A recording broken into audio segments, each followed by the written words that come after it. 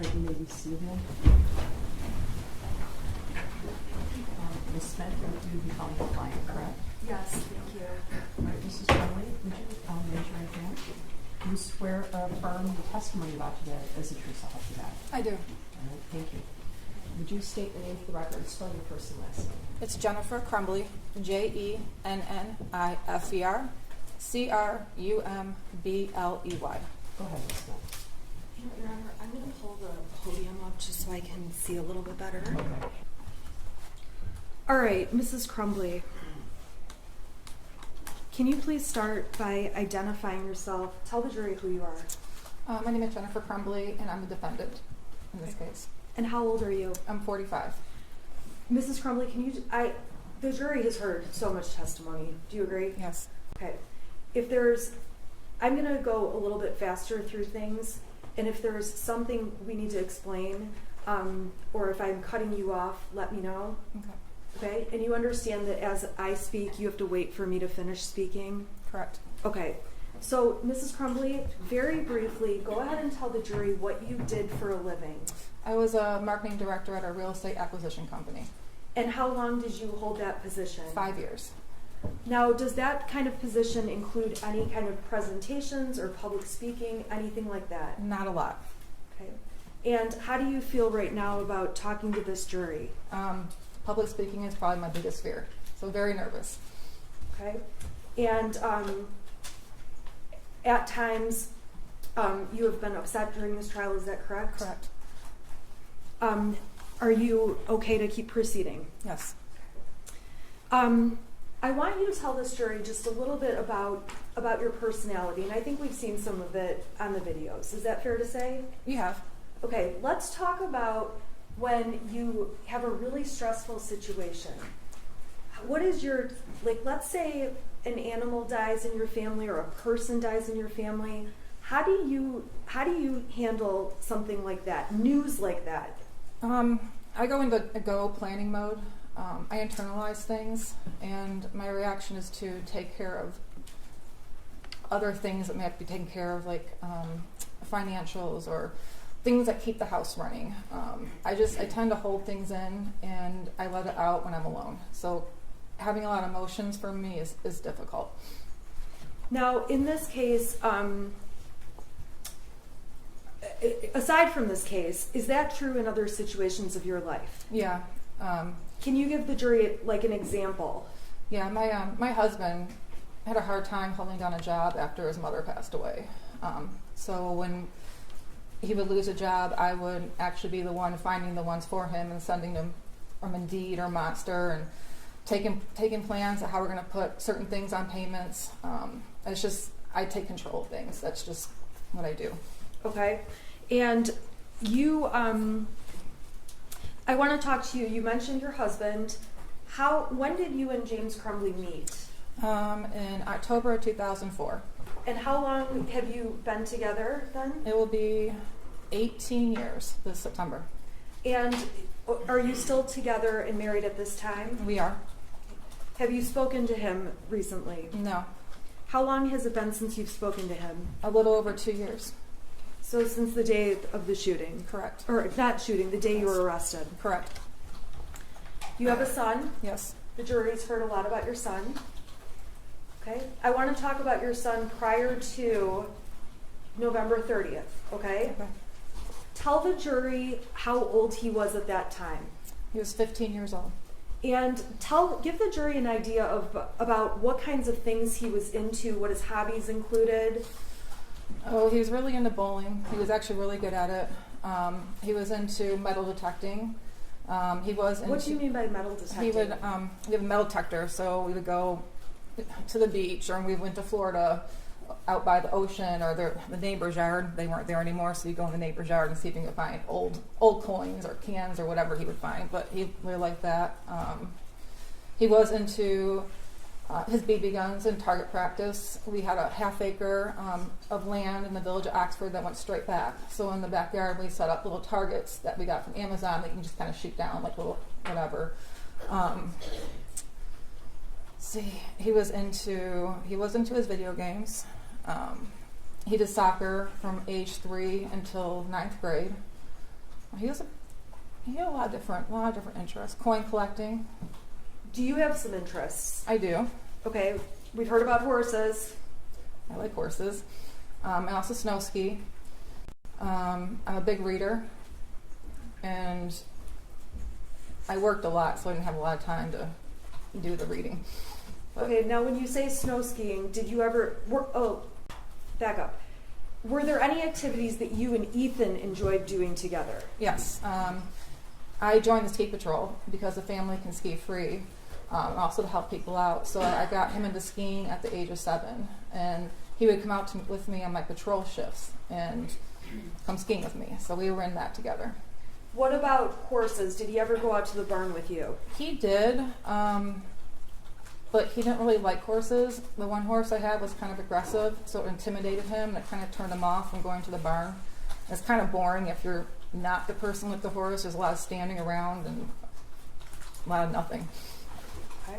So would you spend time together with him at home? Yeah.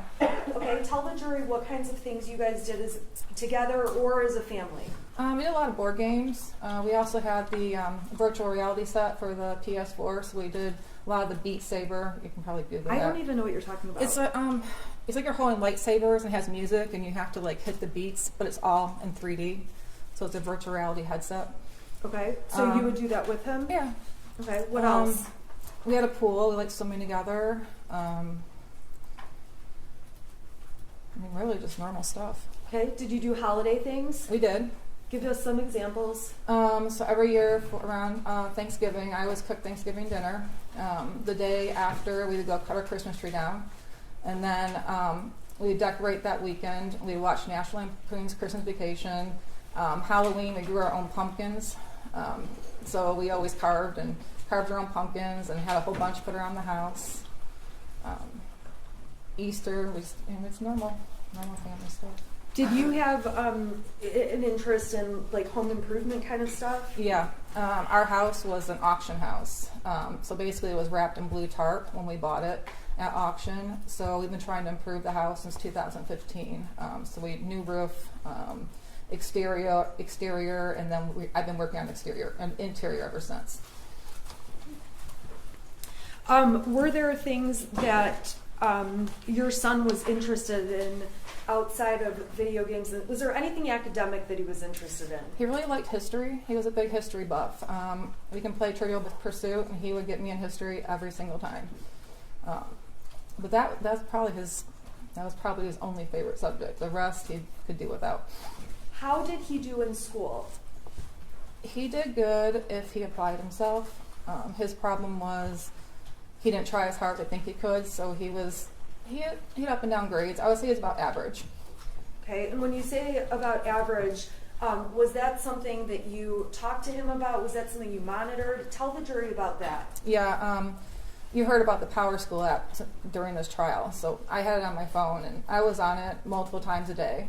And his grades would fluctuate based on what assignments the teachers turned in on the Power School app. Our biggest struggle with him were missing assignments. That was the one thing we battled all the time. Why was that a hot button issue for you? Because there's no reason why he should have missing assignments. He had a homeroom class and get assignments done in. Okay. There were, you talked about your job. What were the average hours you worked a week? I usually I got to the office between 7 and 8 in the morning and leave anywhere between 4 and 6. And we've heard lots of evidence already. It was family friendly. Yeah. Were you able to go and leave and go as you needed to? Pretty much, yep. Did you care about your job? I did a lot. Okay. Explain, did you have any changes in positions over the year or year and a half, 2 years before this? I did. When I first started with the company, I was hired in as a social media coordinator. I stayed in that role until about 2020. I got promoted to director of marketing. And I held the position until I was terminated. Okay. And you were, did you work during COVID? I did. I worked remotely for about 6 months during COVID. Then I went back to the office in, I believe it was August of 2020. Did you enjoy work? I did. It was fun. It was it's exciting, and I like doing graphic design. I really liked my job. Now, the jury already heard about Brian. Brian testified. Correct.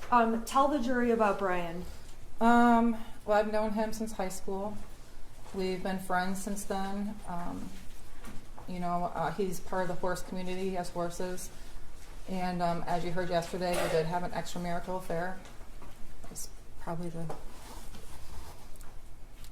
extent of our, but we were good friends too.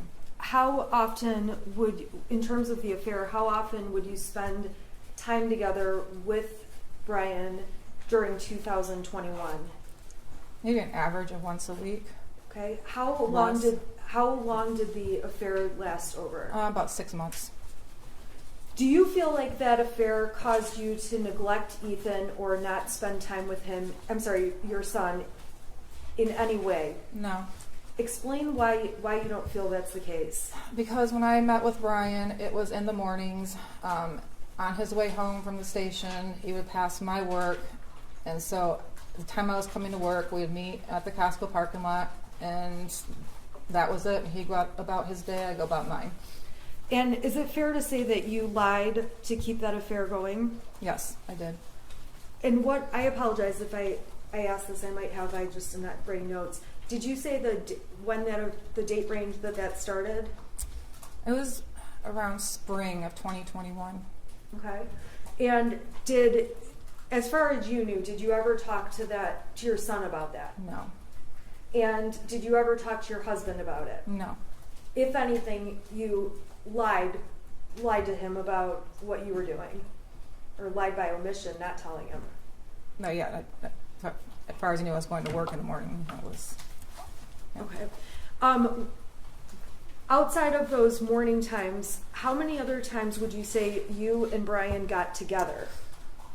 It was 2 or 3. I went on some business trips where I would stay overnight, and he would meet me. He would meet me at the hotel. So that happened 2 or 3 times? 2 or 3 times. Were there other business trips you took where he did not meet you? Yeah, there's quite a few.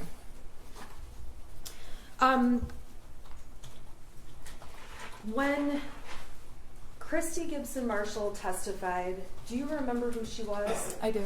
Who was she? She was the assistant vice principal. And she commented she knew Ethan in she knew your son in elementary school, correct? Correct. And she said she testified obviously already about recognizing him. Did that surprise you? No. She also mentioned something about emails with you. Do you recall having email exchanges with her? There is one regarding his report card, getting additional help in math. Was there any time at that point or into high school that you ever had to email with teachers about discipline issues? Not discipline, no. How often would you email about missing assignments or grade type issues? That was a regular thing. Okay, and you said you monitor power schools every day. Approximately how many times a month would you say you went to the teachers, or was it weekly? I don't know. It would be, I wouldn't say it was on a regular basis, but when it happened, it was a series of messages.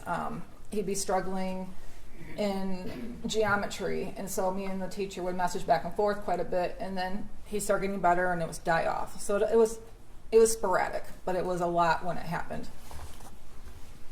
Now, we saw pictures of your house. Yes. How did you feel about seeing those pictures? Horrible.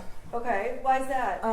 Because my son has a very messy room, and it was right after Thanksgiving, and we hosted Thanksgiving, and it was pretty messy. It was kind of embarrassing. Okay. Really embarrassing. Explain the 2-bedroom thing, or what was going on with that. My son, he had 1 bedroom, and it got out of control. And every time I go to clean it, I just shut the door. I just didn't want to deal with it. So then I told him he could just use the guest bedroom until I could get his room deep cleaned. The day before Thanksgiving, I was deep cleaning because we have people over every Thanksgiving, and my intention was to clean both rooms, but I caught my oven on fire in the self-clean mode. So instead, I had the fire department out and everything. So instead of getting his rooms clean, I was scraping out the black charcoal stuff inside your oven so I could cook dinner the next day. But yeah, he was in a second bedroom because I didn't want to clean his room anymore. It was enough. Did you have any plans to do anything with all that stuff? Yeah, we're going through a lot of stuff because he outgrew a lot of the clothes and the shoes. There's a lot of toy-like things that he doesn't use anymore, so we were just going to pack it up and donate it. Okay, and when were you planning to do that? Between Thanksgiving and Christmas, before he got new stuff. Now, we saw a video, I guess I want to talk to you about, there's one friend in particular your son spent a lot of time with, correct? Correct. Okay, and we're not going to say his name, but let's just refer to him as the friend. Okay. Okay? Overall, was that your son's only friend? That was his only friend that came over. He did have friends that he talked to during school, but that was the only one that he spent time with outside of school. And how often would you say he came over? Oh, he used to walk home with them every day from school. The summertime, he'd go on camping trips with us. Sometimes he would spend more than a week with us. He called him my second son. Okay, he was the second son. Did you know he was going to be moving away at any point? Not that abruptly, no. Okay, so when he moved away, is it fair to say it was a surprise to you and your son? It was. What kinds of things would the boys do together at your house? Oh, they go down to the lake and go fishing. They would walk to Little Caesars or Frosty Boy. They go in the backyard, shoot the BBs. They go swimming in the pool. We took them bowling a lot. They played video games. Now, when you had him over at the house, or I guess was it more common for him to be at your house or for your son to be at his friend's house? My son has never been to his house. Okay, why is that? Because he had OCD, not my son, his friend had OCD issues, and he didn't want other people in the house. At your house, did that friend exhibit any issues? No, not at all. Okay, so were you surprised when he moved? Yeah, very surprised. We saw evidence that you had Life 360 on your phone, and it was on James's phone, right? Correct. Can you tell the jury what Life 360 is, what the point of it is, why it's on the phone? It's a family tracking app, so you know where people are at. My husband's mother-in-law got sick in the middle of April, and instead of me worrying about where he was while he was down in Florida with his mother and I was up here, we just installed the app on his phone, so I knew if he was at the hospital or if I knew he was at his dad's house. So just that way I have to bother him. I'm always worried about him and places he goes, so it was just one thing that eased my mind a little bit. Do you, is that something you frequently message your husband, where are you, where are you, where are you? Mm-hmm, a lot. Okay, so the jury's going to see the entire stack of exhibits. If they go through all of your messages, how often a week would you say you're on top of him about where he is? Daily. What about your son? Were you ever worried about where he was? I mean, not during the day. He was at school. If he didn't get home from school the time he was supposed to, I'd worry about him. Okay. And did you ever ask James about him in messages? Yeah. Okay. Yeah. The prosecution introduced evidence that makes it sound like you and James only talk about these horses. Actually, the form of the question makes it sound, and this is direct exam, not cross, so these should be non-leading questions as well. How often would you say you discuss your horses versus your son when you're messaging each other? A lot more with the horses. Why is that? Because my horses, at least, were accident prone, and my husband didn't know a lot about horses. They were more my thing. With him working from home, a lot of times I'd have him go out and check on him, tell him what to do. He started getting into him. He had questions. I knew my son was at school. I knew where he was at during the day. I can talk to him after school. Horses can't talk, so if something's wrong, we've got to kind of figure it out. But yeah, we talked a lot about horses. Is it fair to say that, did you have additional conversations with James about horses and or Ethan? Yeah.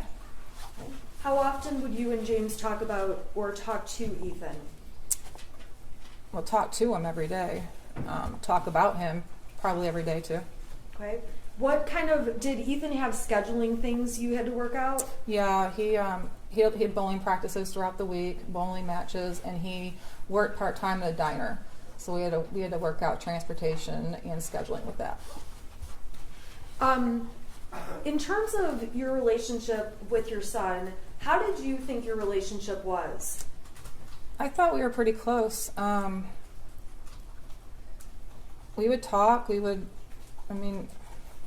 a lot of things together. I trusted him, and I felt like I had an open door and he can come to me about anything. I felt as a family we were the three of us were really close. Okay, you're getting a lot of, no, it's okay. You're getting a lot of redness here. Is that normal? Yes, because I'm talking in front of people and my nerves act up. So I get splotchy and I might break out in hives, and I apologize. Okay, but you are okay? Yeah, I'm fine. Okay. So with regard to your son, did you ever go through his text messages, go through his bedroom? What kind of a parent were you in terms of going through those things? I did not go through his text messages. I didn't have a reason to. His bedroom I would go through when I clean it. When I come across things, I look through it to see if there was something I needed to keep or throw away. But I never went through his text messages. What about, you did say you went through his grades. Correct. Did you end up having discipline issues with him? A couple of times we did, yes. What kind of things would those be over? Missing assignments in his grades. Okay. Well, any other things that were discipline issues? No. At school or at home? No. Was there ever a time where you took away your son's phone? Yes. Okay. Do you recall when that was? I don't remember exactly. I just know he got really angry about it. But we took him away a couple of times. We've taken his video games away. Why did you do that? Missing assignments in his grades. Okay, so same stuff. Same stuff. Okay. We're going to talk about some of the text messages, and you would agree the prosecution admitted some text messages about one of those times when you took away his phone. Correct. Okay, so we'll get there, okay? I want to talk about mental health. Did you ever believe that your son needed mental health treatment, therapy, counseling, anything? No, there was a couple of times where Ethan had expressed anxiety over taking tests, anxiety about what he was going to do after high school, whether it was college, military.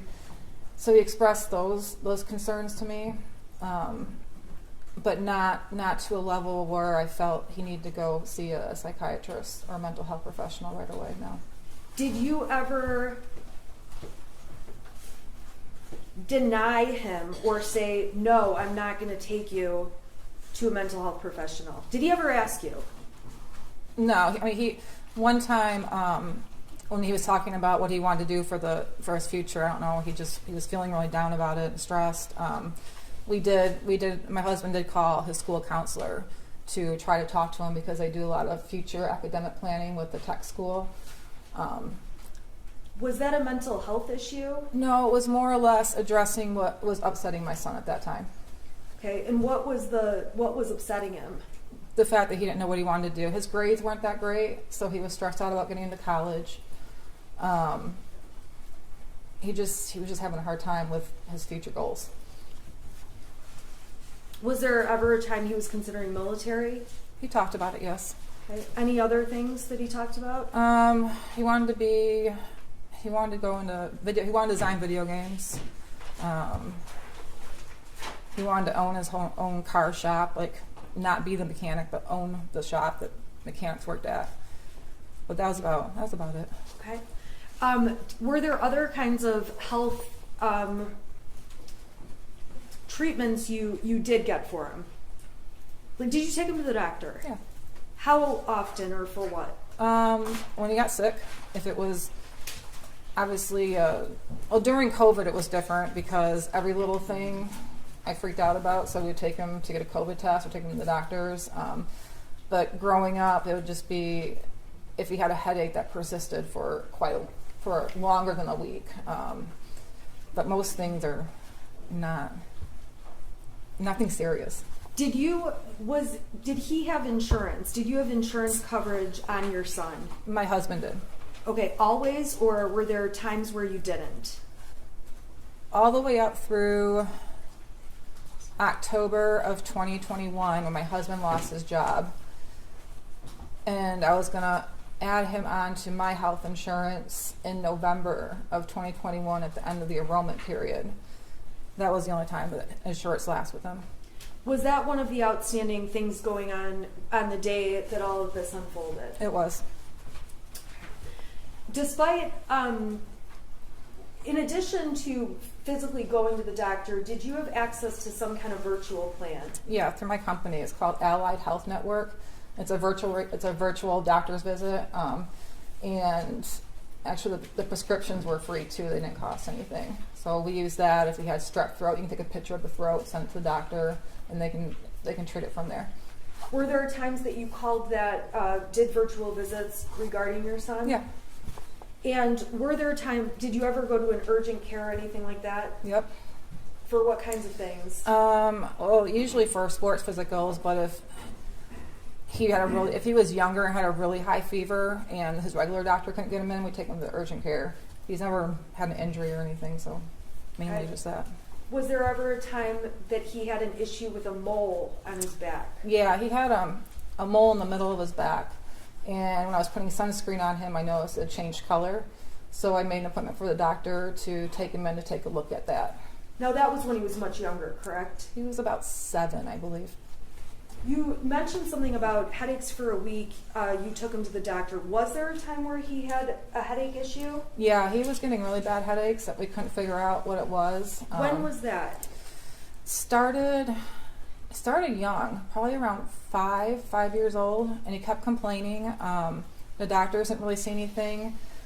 We even got an X-ray of his head to see if there was any bumps. I'm just gonna check his irrelevance when he's 5 or 6 years old. I was asking. I didn't know when it was. I was just asking if she got a medical. But it's appearance. gone on through the years. Okay, and Okay, go ahead. Okay. So then we found out that he needed glasses. So around 8 or 9, we got him glasses, and that didn't work. He got X-rays done for dental in middle school. Found out he had a severe underbite, which was causing tension in the back of his neck. So we got him braces in 8th grade, and once he had his braces, that seemed to fix the headaches.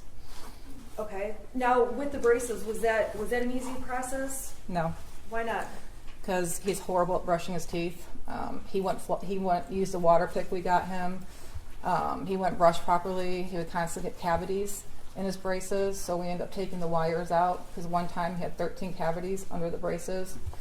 And we're trying. I'm sorry. Prior to him getting braces, did he ever have cavities? Yeah, he had a few. Okay, but did the braces?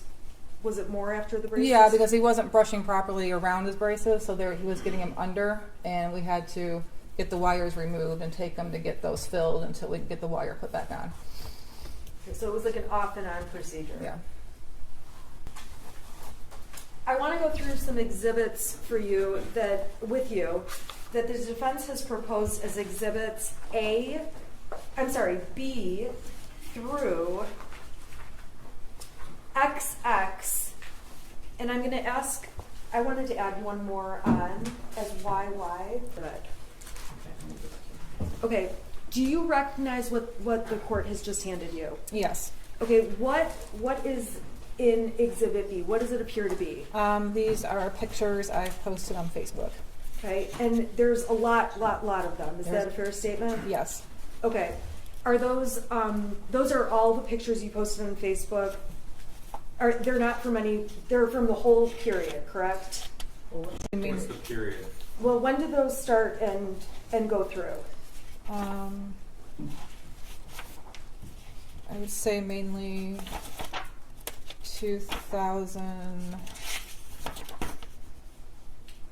There's not 20? any dates on that copy. There's I'm no just- dates on my I copy. don't think there's any dates. I can tell by the. Looks like from 2020 to 2021. Now, do you post on Facebook a lot? I do. Like way too much? I do. Okay, so I am not going to go through every Facebook post you've made. You understand that, right? Yeah. Okay. would this exhibit give the jury an idea of what you post about generally if they just took a look at the variety of pictures? Yes. I have to object as to relevance. Again, from the time period that's relevant, I have no objection to these coming in. But even the defendant doesn't know with specificity when these were taken. She says they start in 2020. She thinks. No, I know. And there's no dates on there. Okay, so just with regard to the time frame itself, I think the time frame is close enough in time. So I'm going to overrule an objection Okay. with regard to the mission of those pictures just based on the time frame. All right. But there's a lot of little pictures, so I don't know if any. No, that's fine. We can go exhibit by exhibit. I'm sorry? I said we can go exhibit by exhibit. Okay.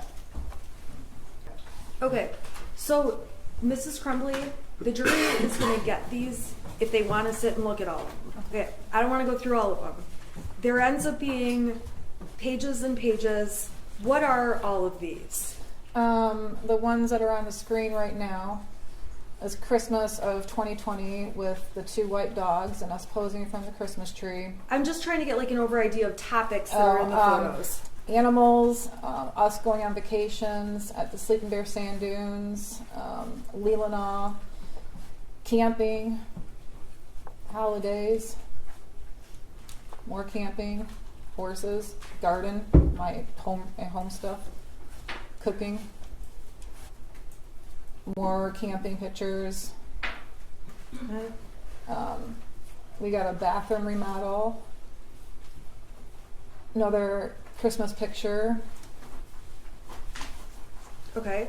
And so these pictures give an idea of the variety of things you posted. Yes. Okay. So if your Facebook messages appear to have more discussion of horses, how would you characterize the amount of horses on Facebook compared to the rest of your life? Over the last couple years, more. It was hard getting a picture of my son as he got older. He didn't like me taking pictures of him. But yeah, over between 2020 up until 21, there was a lot of pictures of horses. Okay, I'm going to unplug this and move to Exhibit C. Oh, you want me to get this to her? Right? This goes back to 2019. I just put like 1 or 2 pictures from that year as Exhibit C. Well, C and D. And so if the court just wants to let me know what. C. Okay, so C and D. You can identify those pictures, correct? Yes. What's in C? What's the date of it? It is June 26, 2019. Okay, and what is that? What is it a picture of? It's a picture of my son holding his chinchilla. Okay, and then what about picture? Let's see here, D. Do you need a date? Yeah, what's the date? It's August 9th, 2019. Okay, and what's the picture of? My son petting our horse. Okay. You know, Judge, it's fine. I don't have any problem with either. Okay, C and D are admitted. Yeah, the rest of them. The rest of All them? of them? Yep. Okay. Okay, Judge. thank you. Okay, Done. okay. So, Mrs. Crumbley, the jury's going to have access to these, so let's just go through them. We are going to identify the dates for the record, though, okay? So, going to exhibit, let's see here. This is C. What's the date on C? That's June 26, 2019. And what is that? That's my son with his chinchilla. Okay. Now, I'm going to go down to D. What's the date on that one? That one's August 9th, 2019. Okay. And what's going on in there? That's my son with our horse. Okay. I'm going to go to E. That's his first day of 8th grade. That's August 26, 2019. Okay. And it's fair to say that I just picked out, these are not all your posts, No. right? Judge, I don't want to keep rejecting, but the form of the question has to be appropriate. Fair to say, is this a Okay. direct example? I'm asking a really stupid question, but I'll ask it in a better way. Am I showing every photo from your Facebook page? No. You post more, or how much do you post more photos than what we see? A lot more. Okay. We're not going to go through all of them, though. No. Okay.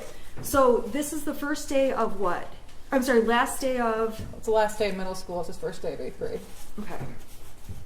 I'm going to go down to F. What's been admitted as F. What date is that on? October 11th, 2019. Okay, and what's happening in that photo? He just got his braces put on. Okay. And let's go down to the next one, which is G. What's the date on G? October 13th, 2019. What's happening in G? We're apple picking. Okay. So these are just posts of events. Or things you're doing, correct? Correct. Okay, this one is older. It looks like, or maybe not older, but what's the date on this one? November. I'm sorry, I'm on H. Mm-hmm. Okay, go ahead.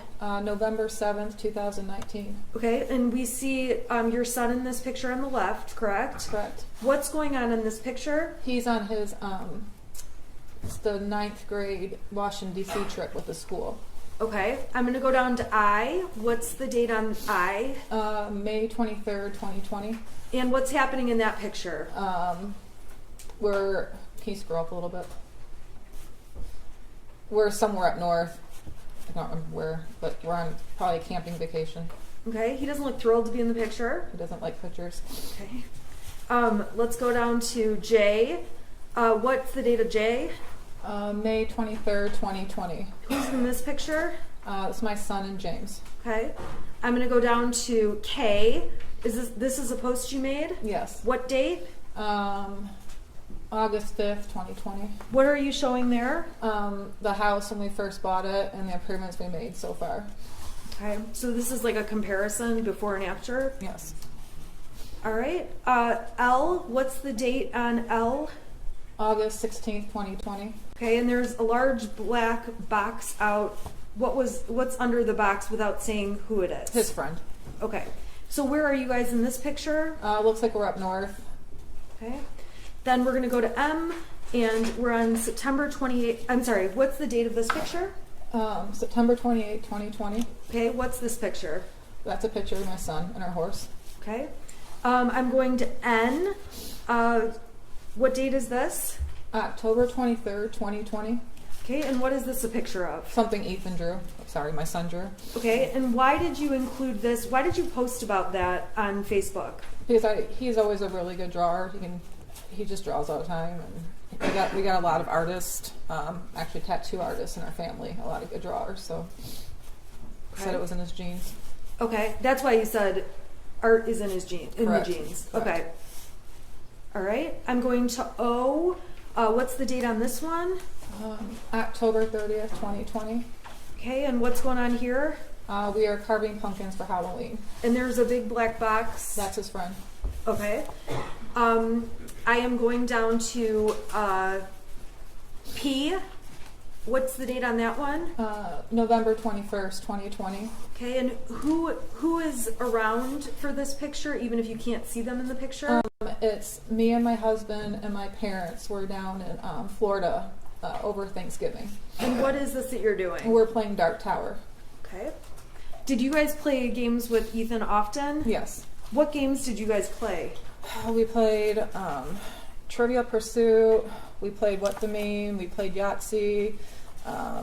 We play card games. We played a lot of Uno. The one with all the dice, Farkle, I think it's called. Yeah, Farkle. I don't know. We played a lot of games. Okay, I'm gonna go down to Exhibit Q. What date's that? That's November 24th, 2020. Okay, and we see who's in the picture? My husband and my son. Okay, Exhibit S. What's the date? January 22nd, 2021. Okay, what's going on in R? My son and his friend are playing Jenga. Okay. S. Do you know the date on S? Can you scroll up? It's for some reason this one is different. Well, it looks like it says February 25th, 2021. And what's going on here? What's happening in February of 21? They're at a bowling match. Okay. Now let's go down to T. What's the date on T? February 26th, 2021. And what's happening here? My stepdaughter came up and visited from Florida, and that's my son with his arm around her. Okay. And with these photos, again, are there, on your real Facebook profile, are there more photos, or is it just what we're seeing? There's more. Okay. So what's the date on this exhibit U? May 15th, 2021. Okay, and what's the point of this post? There's a couple pictures. I was showing our backyard improvements that we've done since we bought the house. Okay.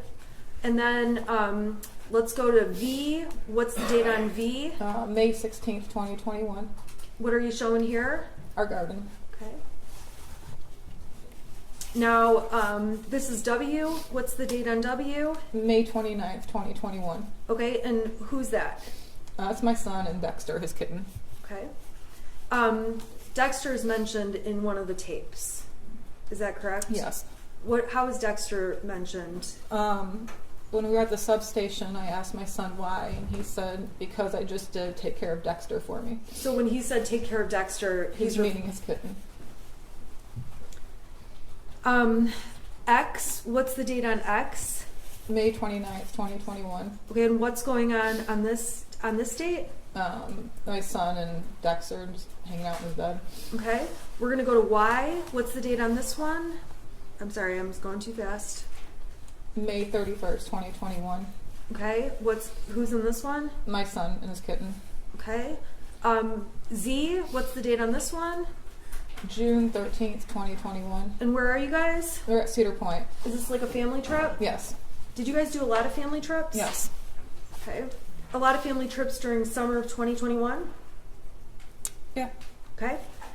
We're here in exhibit AA. What's that? Yikes, I bumped it. What's the date on this one? June 26th, 2021. What are you showing here? My garden. Okay. This is exhibit BB. What date? June 27th, 2021. Okay, and what are you doing there? In the pool. Did you guys go in the pool with your son often? Yeah. He'd join us. Okay. And then let's see here. We've got CC. Date. July 4th, 2021. What's going on here? My son and his friend are playing badminton against my parents. Okay. Is this at your house? Yes. DD. Date. July 11th, 2021. Okay, what is this? Me and my son and his friend we found a little spot off the Pollyant Trail, which runs through Oxford, and there was some weird big boy stuff going on, so we kind of walked around and checked it out. Okay. Let's see here. EE. It looks like there's two posts on this date. What date is that? That's July 30th, 2021. Okay, and what's happening in these posts? The first one I posted, my son and his friend were both passed out from a lot of hiking we did that day. Okay, what about the next photo from... Those are pictures of the campground that we were at. Okay, and so you took, is it fair to say you had the friend on vacation? Yeah, most of the time. Okay. July 31st, I'm sorry, what's the date on this one? I'm on FF. July 31st, 2021. Okay, what is this? We went to the Sleeping Bear Sand Dunes. Okay, and where it says like plus 29, what does that mean? There's 29 more photos that go along with that. Okay, we're not going to show them all though. Okay. All right, we're going to GG. What's going on here? What's the date? August 21st, 2021. What are you guys doing August 21st, 2021? My son and his friend were putting up a tent in our backyard and doing backyard camping. Okay. What's the next one? You posted this on what date? I posted on August 21st, 2021. Okay, and what's the point of this post? It was a memory from 3 years ago of my son, his friend, with our horse, and I was pointing out to my son's friend's mom that they were so small 3 years ago. Okay. What about this one? What's the date on, let's see here, August 25th, 2021. Okay, what's this? That's his first day of school. Okay, what grade? 10th grade. And let's go to JJ. What's this date? August 29th, 2021. Okay, what's going on in this picture? Me and my son were taking a picture for his old football coach. I tagged him in it. This is the only picture he would take with me so he could say hi to his coach, Rope. All right, what about date on this one, which is marked as KK? September 6, 2021. And what's going on there? My son's leash training his kitten. Do cats ever walk on a leash? It wasn't successful. Okay. Next picture, LL. What's the date? September 18th, 2021. Okay, and what are you doing here?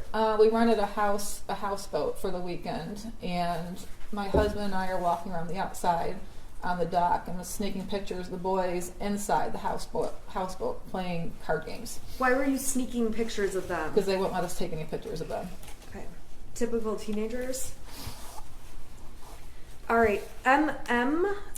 What's that date? September 18th, 2021. Okay, and what were the photos here? I know it was the houseboat weekend. We went to Mackinac City, so I think it was something in Mackinac City. Okay, and then the blacked out box, is that the friend? I think it's the friend's parents. The friend's, okay. Oh no, the friend. But never mind. Never mind. Okay, NN. What's the date on this one? September 21st, 2021. Okay, and what's this? My son and Dexter sleeping. And now we are at September 20. I'm sorry, what's the date on this one? I'm on 00. September 26th, 2021. Okay. What does that show? We were breaking up our side steps of the deck and planting a flower bed in the front of the house. Okay. So we're in fall of 21, is that fair? Yes. Okay. What's the date on this picture? I'm on PP. October 3rd, 2021. Okay, what's this picture? What are these pictures about? We decorated our house for the Halloween. Okay. And then let's go here to QQ. Date. October 9th, 2021. And what's shown in this picture? Our front porch that we redid. Okay, called it a makeover. It was. All right, and then let's go here to RR. What date is that? October 15th, 2021. Okay, and what are you doing there? I was just showing what we've got so far with the paint job, remodeling the living room and dining room basically. Okay. Next one is SS. What's the date on this one? October 25th, 2021. Okay, what is this? This was a text I sent to my son. Him and my husband were going somewhere, I don't remember, but I was just checking in. I said, you guys are okay? And my son made the comment, no, we're in the back of a white van headed to Alabama, because he's very sarcastic and I found it funny and I posted it. Okay. Was he sarcastic Yeah. more? I'm sorry. Sorry, go ahead. Explain the sarcasm. I mean, that's an example of it right there. Okay. Yeah, he was always sarcastic, always messing around with us. Okay, when you say messing around with you, we're gonna get to that when we talk about some other posts. Is that fair? Okay. Okay. So let's go down to this photograph. TT, what is this? What date? That's October 29th, 2021. Okay. And what are you doing? That's where we're on the virtual reality playing Beat Saber. Okay. And then this one, UU.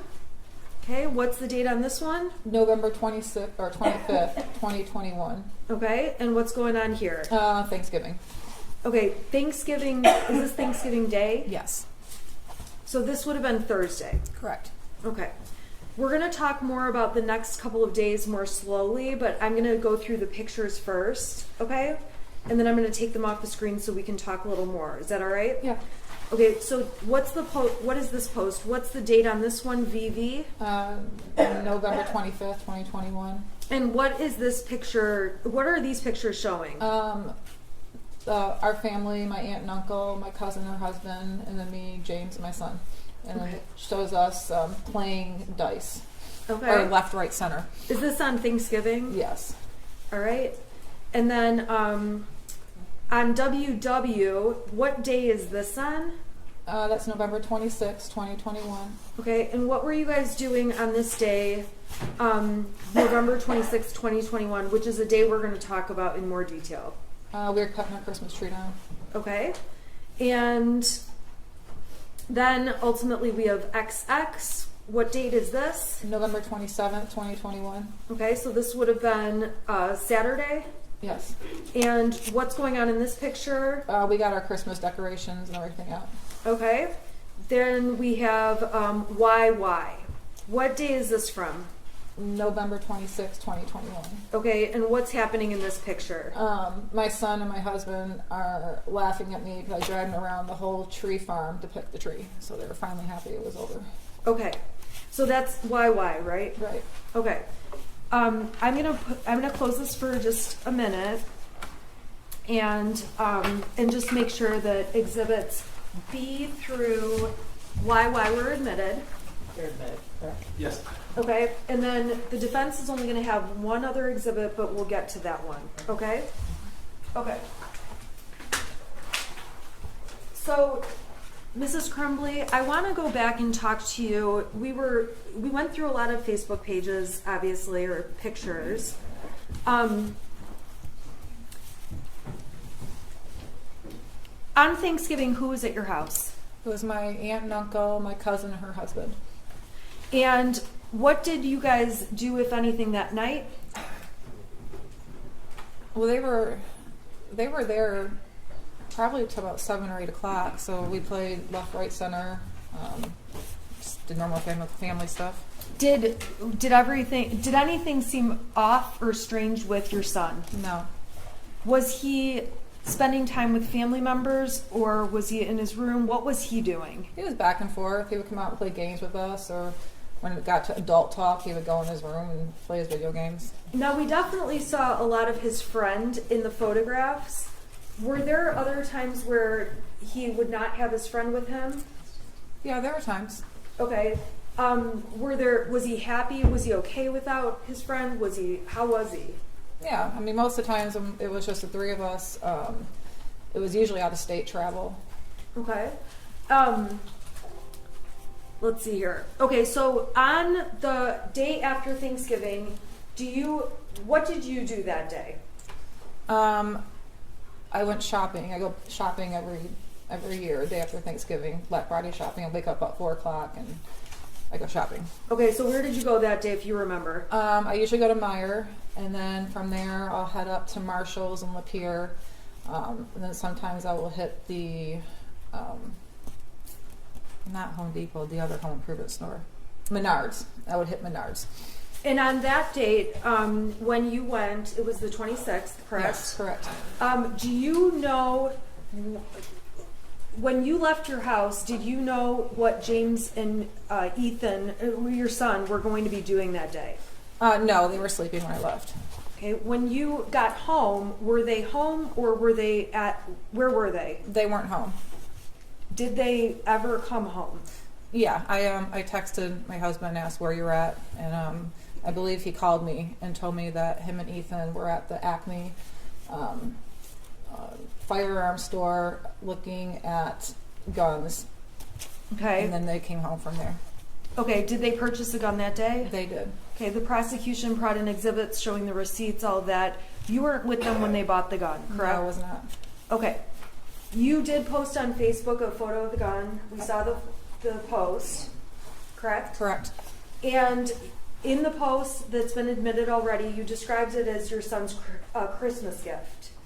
Can you explain who wanted the gun? What does it mean?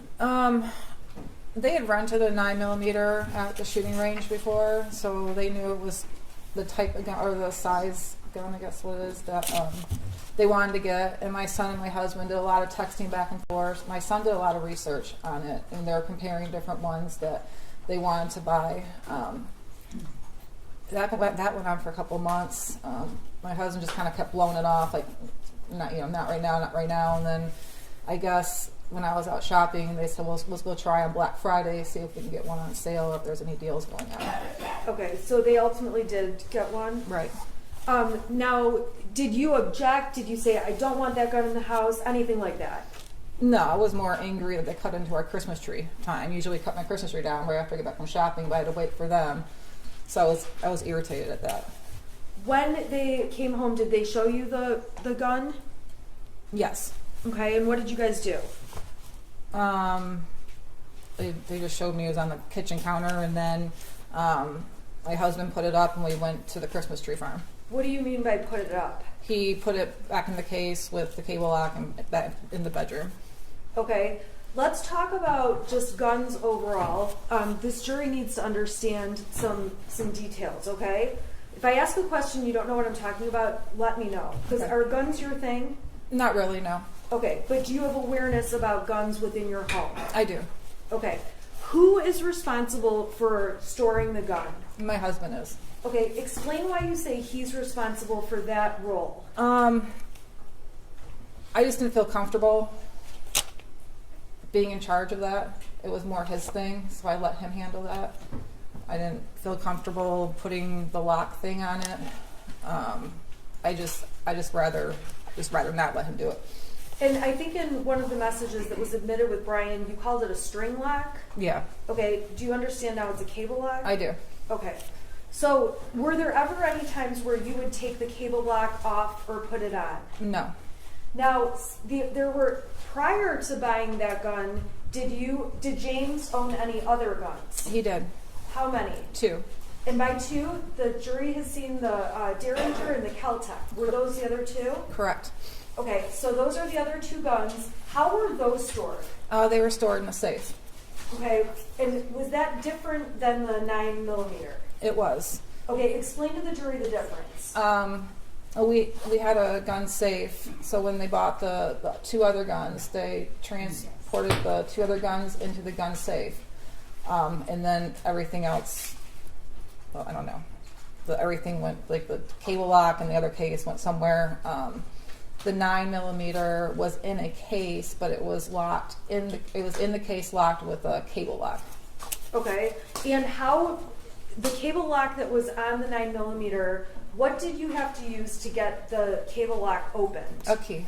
Okay, did you have possession of the key? No. Okay, where was the key? I collected German beer steins, so it was in one of the beer steins. Where are those located? Throughout the house. We have them on top of there's a ledge over the refrigerator in our kitchen. So they go from wall to wall. Then we had corner shelves in our house that had them. We had a lot. Okay, did you know which particular beer stein the cable lock key was in? No. Do you know if your son knew which beer stein it was in? No. What about ammunition for the 9mm? Was there any bought on the 26th when the weapon was purchased? No. Okay, so that day we saw, obviously, your Facebook post. You describe it as your son's gift. Did he have free access to that gun? No, it was for him to use at the shooting range only. Was he allowed to take it out? Not without my husband around. Did he know where it was kept? My husband hid it usually in our bedroom in different spots. Okay, what was the intention of hiding it? That's just what you're supposed to do. Okay, and when it was hidden, was it locked in any way? It had the cable lock on it. Okay, and you again testified about the key being in a beer stein? Correct. Would the beer stein be right by the cable lock? Or- No. Okay, so where would the beer stein be? It would probably be in one of the ones in the kitchen. Okay, so the key's out there, and then you've got the... Did you know where the gun was hidden in your room on November 26th when you put it away? No. Okay, on November 27th, we saw the whole video of you going to the shooting range with Ethan, correct? Or with Correct. your son, correct? Correct. Okay, on that day, we see in the video that you carry the gun case into the gun range, right? Correct. Okay, how did the gun get to the gun range? Well, my husband had got it ready for me and put it in the back of my car, and What I does that mean, got it ready for took you? the cable lock off. I guess I put the magazine things in the case and put it in the back of my car, and then I drove with my son to the shooting range with the gun in the back of my car. That's how it got there. Okay. Did you see him or watch him take the cable lock off that day? No. Why not? I think I was just doing something else. I didn't pay attention. Okay, so when you got to the gun range, we saw in the video you carry it to the counter. Is that accurate? Yeah. Okay, the jury's seen all this, 5 bullets, and then you guys go shooting, correct? Correct. Okay, we obviously see you and your son. That shows the whole experience while you're there. Correct. Okay. So while you're there, how interested were you in shooting that weapon? I shot it a couple times. I don't know. Shooting's kind of boring. I'm more like skeet shooting, where actually something's going on. So I shot it a couple times, and he did the rest. Okay. And did you end up posting something about it being a Mother's-Son Day? I did. How did you feel about that day? It was a fun day. He asked me if I wanted to go to the shooting range with him, and he's never asked me to go before. My husband was doing DoorDash, and I felt good about it. How many times had you been to the shooting range before that day? Once. And when you went the one other time, who else was present? My husband. So this was the first day you're the only adult going? Correct. Okay, so we see obviously in the video you carry the gun in the case out. Did it have the cable lock on at that point? No. Okay, so what did you do from there? This is when we're leaving. Yeah. I put the gun in the back of my vehicle and drove. Explain where in the back of your vehicle. So in the back of the SUV, it has a little thing that opens up where the spare tire is. I put it under there. Okay, and then where did you go? I went home. And did you take the gun in the house? No, I took the bullets in the house and hid them, and my husband took the gun in the house when he got home from work. Okay, so was there a period of time that the gun was not in the home but in your car? Yeah, probably for a couple hours. Okay, why is that? I just don't feel comfortable with it. I don't. That's his thing. Okay, so on that Saturday, it was left in the vehicle, and your vehicle was locked. Correct. Do you know if the gun was brought into the house and put away? Yes. Okay, how do you know that? My husband told me. Okay. Yep. Did you watch him do anything in terms of putting it away, or if you didn't, just let me know. No, I didn't. Okay. The next day is Sunday, correct? Correct. And on that day, was there do you recall any issues with the weapon, any issues with the gun? No. Okay. The next day is Monday, is that right? Correct. Okay, what did you do on Monday? I went to work. Okay. And on Monday, we heard the voicemail you got. Is that accurate? Yes. Describe for the jury overall what happened or what you were dealing with that day. I received a voicemail on my phone while I was at work. It was Pam Fine, one of the school counselors, calling to let me know that my son was looking at bullets in class. She let me know that they had a meeting with my son and that he said what he was doing was wrong, admitted responsibility. They gave him an example about teachers, even they brew beer at home, shouldn't be looking it up in school. And it was kind of upbeat. And then she ended up with, he understood, he went back to class, just want to let you know, if you have any questions, please give us a call. Have a good holiday. Okay. And on that date, did you call Miss Fine back? No, I did not. What was your reaction to getting that message? It was pretty black and white. She said what happened. They seemed like they solved the problem, and I didn't have any questions. Okay. So on that date, did you end up saying anything to James about it? I believe I did. Did you say anything to your son about it? I did. What did you? And I think we saw text messages. You said, next time, don't get caught. Yeah, I said seriously looking at bullets in school, and then he went through a long couple of texts about teachers looking at his stuff, and he was worried about he was going to get in trouble. And then I said, next time, don't get caught. What did you mean by that? So there's an ongoing thing in our house. Someone always asked me the trouble I get in high school because I was a little bit of a troublemaker, because I always got caught. Like, all my friends could be doing the same thing, and I'd be the one to get caught. So it was kind of referencing to that. Okay. So you said that, and did you feel you had to discipline him or do anything beyond talk to him about it? No, we talked. I listened to the voicemail, and that was that. Okay. Now, I'm going to go back for a couple minutes to talk to you about some exhibits the prosecution introduced from earlier in the year, okay? So I'm going to start with what's been admitted as exhibits 155 through 160, okay? I'm going to pop them up on the screen, and we're going to just talk about each one briefly. So I'm going to go to 155. There it is. Okay. So we've already talked about this with other witnesses, so I'm going to go a little bit faster. If you need me to slow down, let me know. Okay. Okay? This is Miss DeRiker's email with her and Sean Hopkins. She's telling him, when you get a chance, can you call your son down and see how he's doing? He's failing my class, tries to sleep all the time in class. Sean responds, I'll catch him by the end of the day. Thanks, just a little worried. And that's that. You heard testimony about that, correct? Correct. Were you ever aware there was a time where your son was failing a class and trying to sleep all in capital letters all the time in class? I can't remember what class director was, so I'd probably be aware if he was failing that class from Power School, but I was not aware that he was sleeping all the time. So did anyone from the school let you know in May of 2021, hey, he's sleeping in class and failing? No. Okay, that was Exhibit 155. And would that show up on Power Schools, that the emails between them? No. Okay, Exhibit 166. This is from September 8th, 2021. It starts off with an email from Miss McConnell to Sean Hopkins.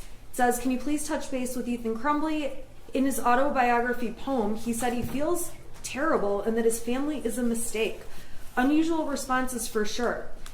He writes back, thanks for the heads up. I'm in senior meetings throughout the day. I'll try to catch up with him. Were you aware this was ever a discussion or an issue? No. Were you aware that Mr. Hopkins ever talked to or tried to talk to your son? No. Did anyone ever call you to make you aware of any of this? No. If you heard this, how would you react, or what would your reaction be? I'd be definitely concerned why he feels like his family's a mistake and he feels terrible. So that would be a concern to me. Okay. So this is something you were unaware of. Correct. And in fact, when did you find out these emails existed? When we started getting discovery. Okay, so in this case. Correct. All right, so I want to go to 157. This is on November 10th of 2021. This is Miss McConnell sends Sean a message. Ethan Crumbley is having a rough time right now. We may need to speak with you. Sean writes back, I'm sorry I was in a meeting through the end of the day. I'll catch up with him. Were you ever made aware that there was some issue on November 10th where your son was having a rough time? No. Did anyone from the school ever let you know? No. Did you ever see anything like this prior to us getting materials in this case? No. If you heard your son was having a rough time, what would you do to follow up? I would talk to my son, find out what's going on. Okay. And I am going to minimize these for 1 second. I want to go back to some other dates that were discussed and exhibits were admitted. Okay, so 85, I'm sorry, you're right. So on page 85, 432 is the page number. You write, I'm going to get drunk and ride my horse. What was your plan that night? I was going to have a couple drinks and go for a trail ride with my horse. Okay, did you do that night? Yes. And on people's proposed exhibit 86, or their admitted exhibit, this was a text thread between you and your son. Let's see here. This is a text where the prosecution admitted to show that your son texted you, okay, the house is now haunted. What time was that text at? It says 6:03. Okay. I don't know if it says -4. I don't know what that means. Okay. And then the next text, some weird shit just happens and now I'm scared. Next one, I got some videos and a picture of the demon is throwing bowls. I'm not joking, it fucked up the kitchen. I'm just going to be an outsider for a while. Can you at least text back? Okay, do you recall this day on March 17th, 2021? It didn't stick out to me until this whole No, I don't. I don't recall it exactly. I just remember it ever since we got discovery on this case. Okay, so on March 17th, there was a point when did you ever see these texts? I probably didn't. Not that time. Do you recall seeing these texts at any point prior to this case? I'm sure I did, but they weren't. No, I don't know. I mean, I'm sure I saw them, but they just didn't stick out to me until this case. Why didn't they stick out to you? Because it wasn't anything that was anything serious. It was Ethan just messing around. You got to explain to the jury, how did Ethan mess around? So he's been convinced our house has been haunted since 2015. It was built in 1920. Around that time frame, him and his friend would go down to the basement and play a Ouija board. So they thought we had a house ghost. So it was around that time when he would mess with us that things were going on in the house. Silverware was flying across the room.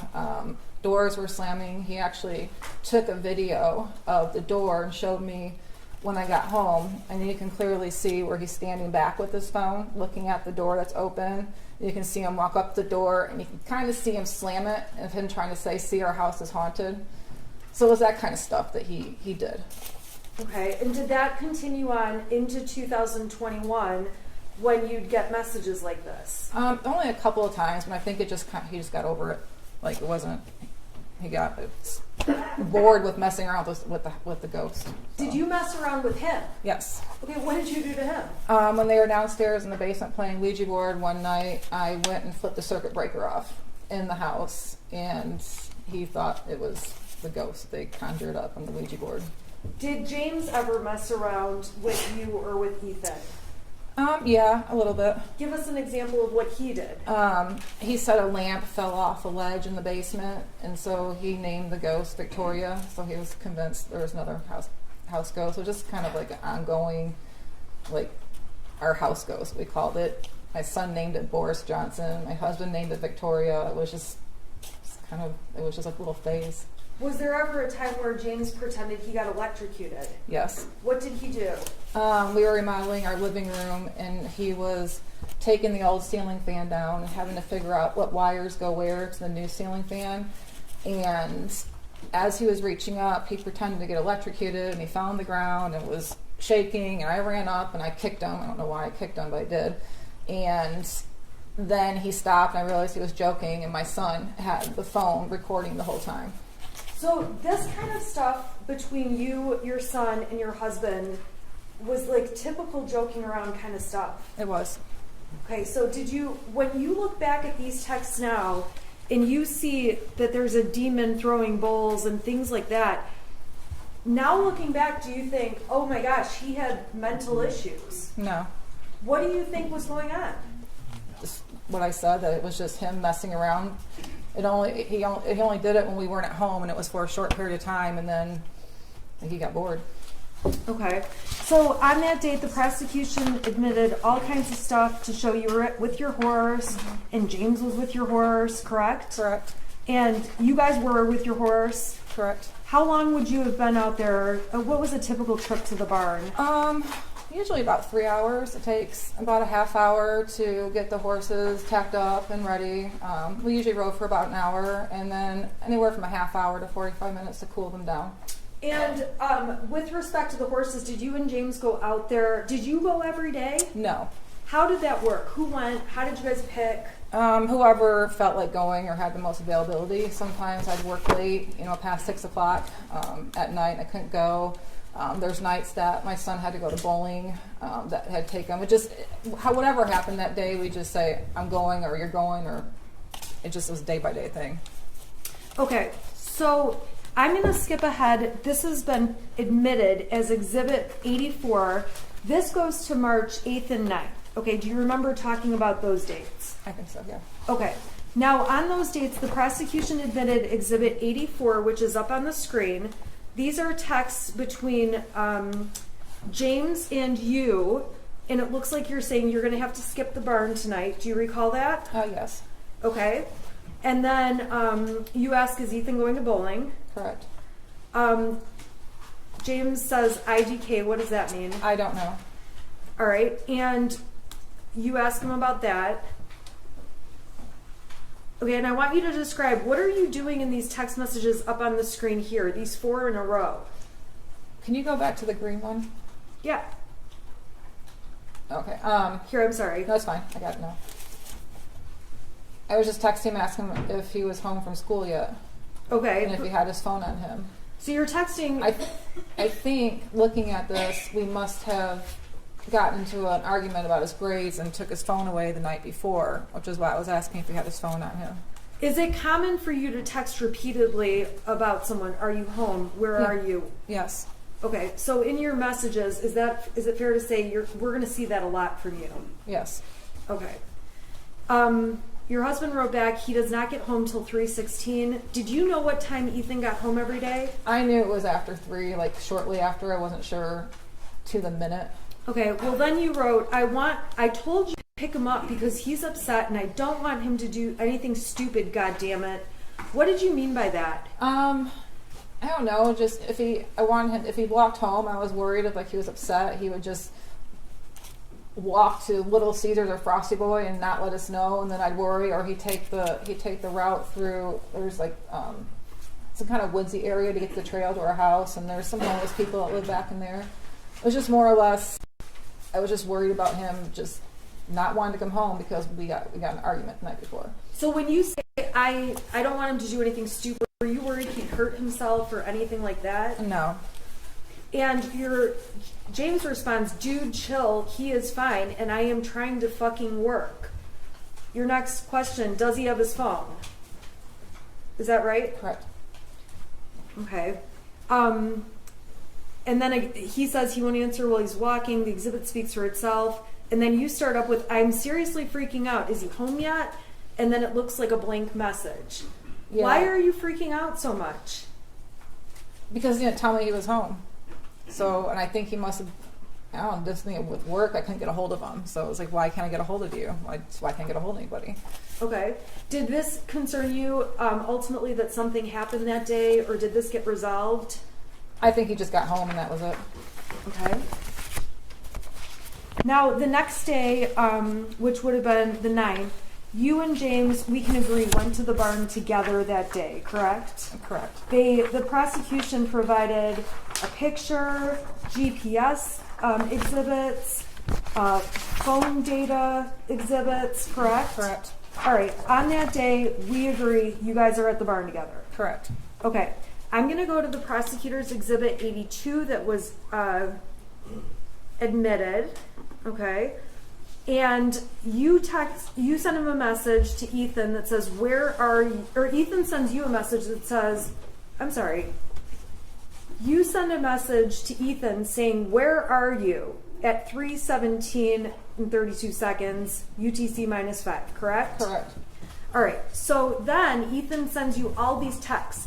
Can you get home now? I think that someone's in the house. Someone walked into the bathroom and flushed the toilet, left the light on. I thought it was you, but I came out, no one was home. There is no one in the house, though. Dude, my door just slammed. Maybe it's just my paranoia. But when are you going to get home? Okay, what was going on that day? So if you go back to the beginning of the thread.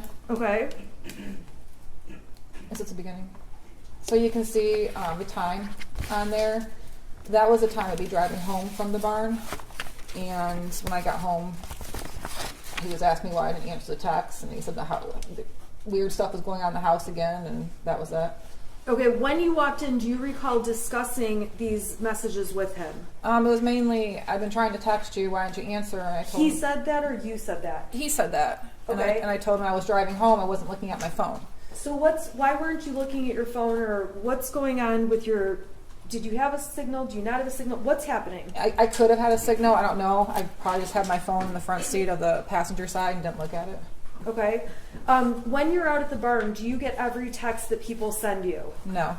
What's your signal like out there? I have Metro PCS, so it's not as good as somebody had AT&T and Verizon, but there's very limited spots.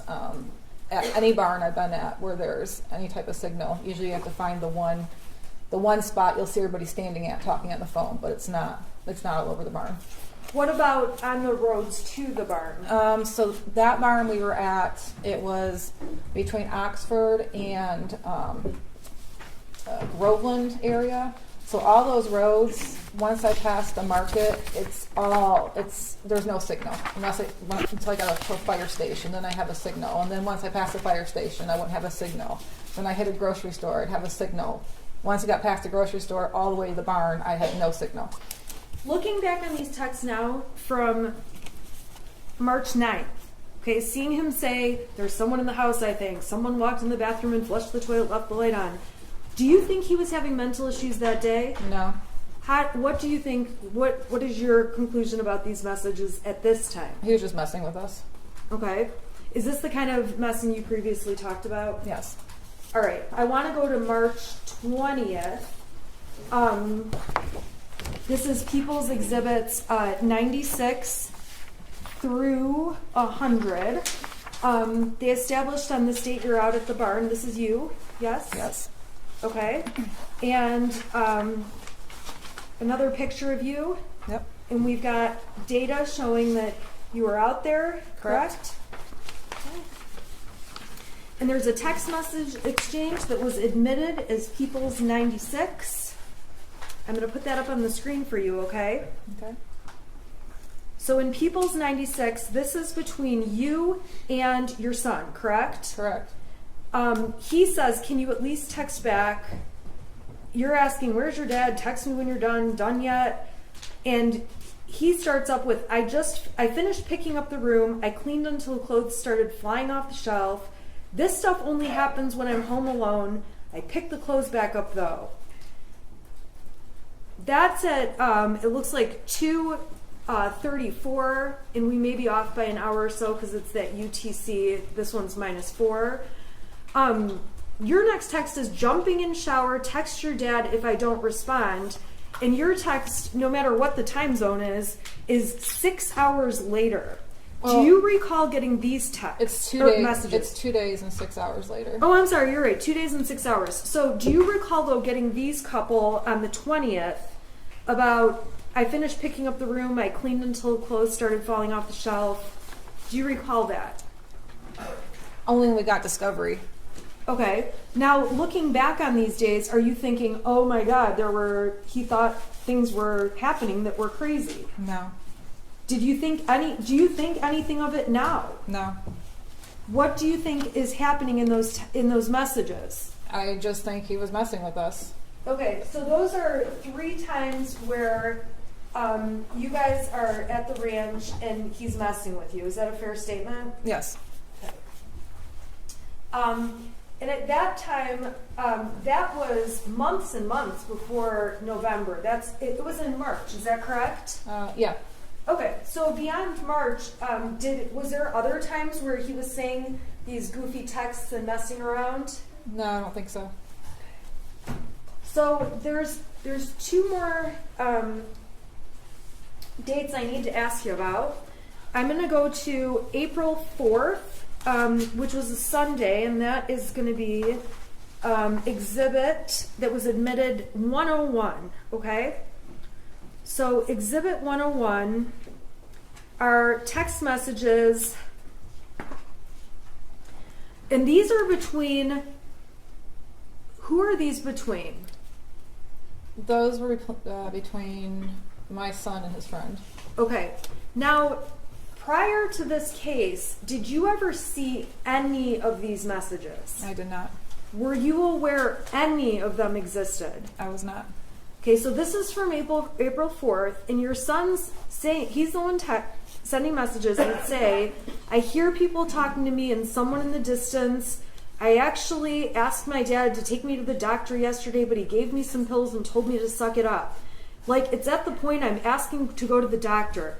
Was there ever a time where he asked to go to the doctor around this time? I don't think so, no. Then he says, my mom laughed when I told her. Was there ever a time where he's asking for help and you're laughing? No. He writes to his friend, and this is just later that night, but I'm having bad insomnia and paranoia, and I need help. I was thinking of calling 911 so I could go to the hospital, but then my parents would be really pissed. Okay, so this is all one long conversation. Is that right? Correct. He says, I'm going to ask my parents to go to the doctors tomorrow or Tuesday again, but this time I'm going to tell them about the voices. This text message or instant message thread, were you even aware of this? No. Do you remember any time where he came and talked to you and said anything about hearing voices? No. Do you recall there ever being a time where he asked you to go to a doctor or to get help and you said no? No. Or laughed at him? No. So when you see these texts with his friend, do you have any idea, and if you don't, that's fine, do you have any idea what he's doing with his friend? I don't have any idea. Okay. Do you know if him and his friend messed around with each other like you and your husband do with Speculation, him? Judge. I'm sorry. If you'd have to have personal knowledge. When you were testifying earlier, you mentioned that your son and his friend would play within a Ouija board. Is that right? Right. When did that happen or in relation to 2021? I know he got the Ouija board for Christmas of 2020. So for a few months after that, they were really into playing it, and then they got bored with it. It's probably sitting on our shelf getting dust. Okay. On April 29th, I'm going to turn your attention to that day. Do you recall texting his friend's mother? And I'm going to put up Exhibit 104 on the screen. Okay, do these texts look familiar to you? They do. Okay, who are these between? These are between me and his friend's mom. Okay, and you start off with my son is in bowling tonight. I just want to let you know, not sure if he needs a partner. Why are you texting that? I don't know why he wasn't bowling tonight, off the top of my head, but they have partners on certain nights of the week, and so him and his friend were always partners, so I was letting her know that he wasn't going to be there. Okay, and this is on one date, April 29th. Did you talk to her on other dates, or is this like the only time you talked to her? We've talked back and forth quite a bit. Okay. Now, on this date, you say he's been acting kind of depressed. I don't know what's going on. I'm not sure if there's something bothering him at school, but he doesn't really feel good. I can't get anything out of him. Friend's mom mentions he stayed home from school today, too. The only time they're happy is when they're together. Talking about grades. You mentioned, this is all new to me. I'm not used to my son being moody. He's usually pretty happy and will talk about anything. I do know he's been stressed about school and his grades. We called the school, but she wasn't in social do it tomorrow. I think his grades have a lot to do with it. I just got to a point where he's got so far behind and we were out of town. He's having difficulties making it up.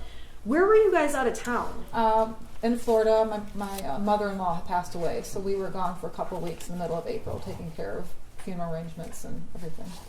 And at this time, when you describe your son as being moody or depressed, did you think it was anything that warranted getting medical attention? No, he was just being quieter. He's a quiet kid. He was just being quieter than normal. And I'd ask him if there was anything okay. He'd say fine, but I could just tell he was a little sad. And I thought maybe I didn't see his friend in a couple of weeks. I don't know if maybe they got into a fight and they weren't talking. So I was asking her if there was anything going on with his friend, which might have caused my son to be quieter than normal, but I think he was just really stressed out because those 2 weeks that we were in Florida, he got pretty far behind on his grades. Okay, so then it goes on and you end up saying, yeah, me too, I'm glad they're getting along, and it wasn't an issue with those two as to why he was being depressed. The online school is horrible. I've given up too. I told him just to do his best, don't worry about it, next year's a new year. And then maybe if his friend is feeling better, he wants to come over to work, and then you're talking about shooting up a gun range in the backyard, correct? Yeah, targets. Okay, so did this issue of him feeling depressed or acting moody, this one period of time, did that go on or did that discontinue? It discontinued. I mean, it was a little phase, and he seemed to be fine. him and his friends started coming over more. I think it was more or less his friend wasn't coming over as much, and he just seemed quieter than normal. And you guys were out of you had just been out of town for Right. Yeah, and he just lost his grandmother, so that was sad too. Okay. All right, and then there was one other conversation that you had with his friend's mother that the prosecution introduced as Exhibit 105. I'm going to put that up, okay? So this is actually from, let's see here, starts off on, I'm going to go to Halloween, so 10/31 of 21. You say to her, James filled me in on his friend last night. I'm so sorry you guys are having to make such a hard decision. Please let me know if you need anything. What was that about? We had found out the day before Halloween that his son, my son's friend, went to Wisconsin to an OCD treatment school. We didn't know. We had Halloween plans, and we were texting with his friend's parents about his friends still coming over to carve pumpkins on Halloween because they do that every year, and then they go out and trick or treat. And we didn't hear from him, and all of a sudden my husband found out through his friend's dad that they drove to Wisconsin, and he's at OCD treatment center for at least 90 days. So it hit us really hard because we didn't really expect it coming. He didn't expect it coming. It was hard. Did you do anything different as a parent when his friend was taken away, essentially, to the hospital or the other school? I don't understand. Did you do anything different as a parent in terms of spending time with your son? I mean, we did as much as we could. Okay, tell us about that. Tell us about that month. I think we did more family game nights than normal. He was working a lot. I would check in with him, make sure he's doing okay. That's when I started asking him, do you have friends at school that you can hang out with? And if so, you're more than welcome to invite him over. Okay. I was more on point of the fact that he was sad. Okay. And even though he was sad, did you feel like there was anything where he needed help or needed mental health treatment? No. Was his loss of his friend being in his life anything that made you think he needed counseling or a therapist? Not to that extent, no. So we were talking earlier about the mother-son gun range day, right? Correct. You've already told the jury how the gun was put in the car and taken out. Okay. Now, did you ever tell Brian Meloche about the mother-son day at the range? I'm sure I mentioned it, yeah. Did you ever tell Brian that the gun was in your vehicle? Yes. Okay, when did you tell Brian that the gun was in your vehicle? On the day I went to the shooting range. Did you tell Brian you put the gun in your car the day the shooting happened? No. So when he testified to that, was that accurate? No, I think he was confused. Okay. Did you specifically tell him about the gun being put in your car that other time? Yes. Aside from that time that you drove to the range, was the gun ever in your car? No. Were you aware Brian had memory issues? No, I was not.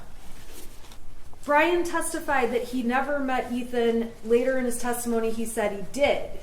Did he ever meet Ethan? Yeah, a couple of times at the barn. Okay. And we went, he came to our house, he helped deliver a big TV that we got, and my son was there.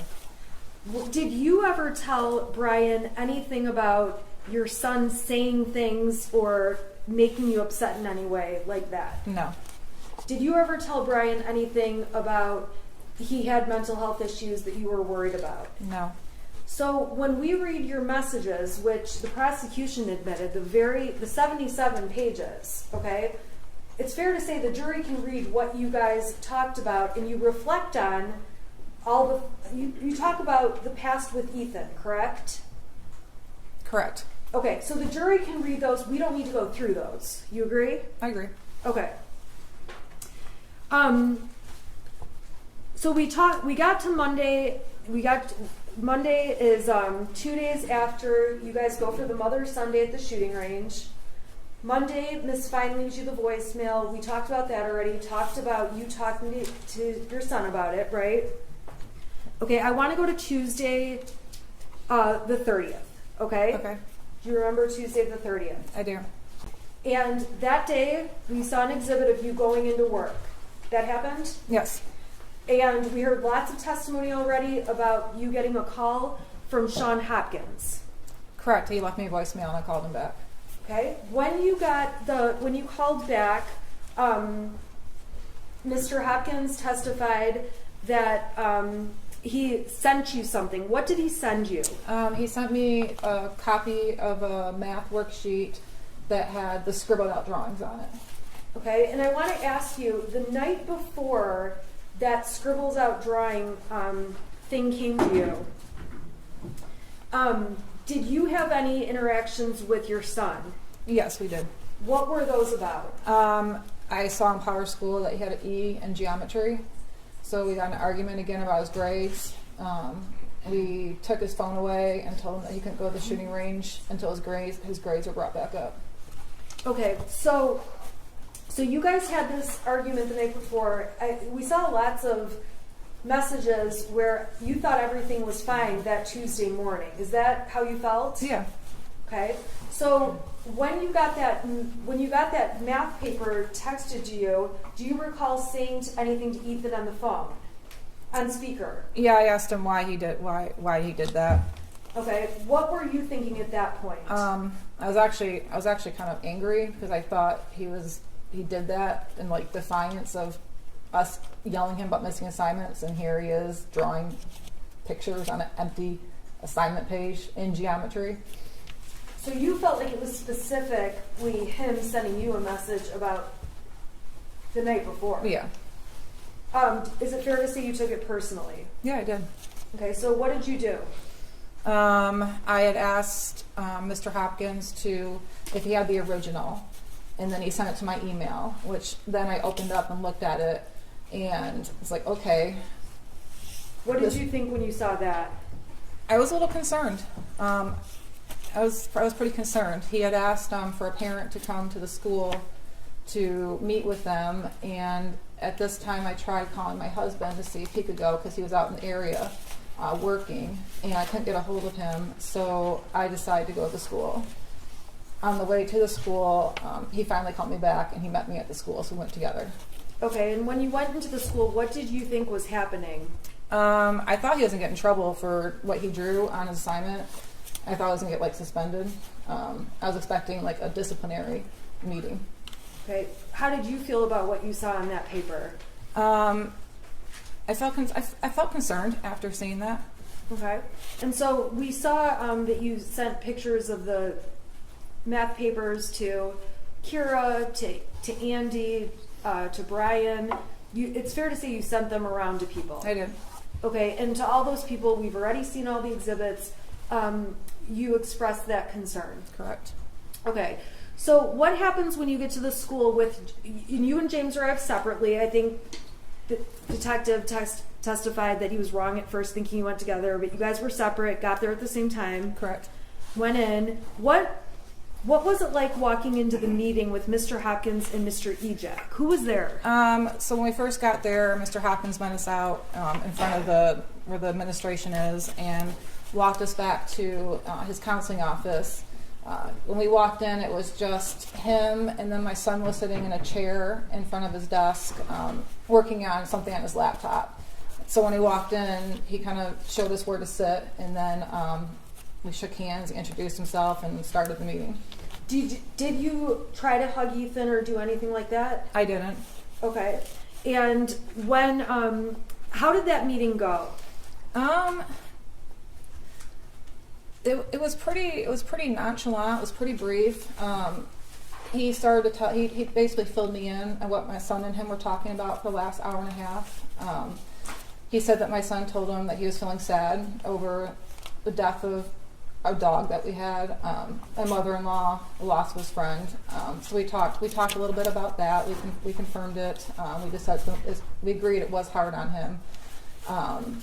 He told us that he didn't feel my son was a risk, and actually gave him the option if he wanted to stay at school or go home. My son wanted to stay at school, so we all discussed that.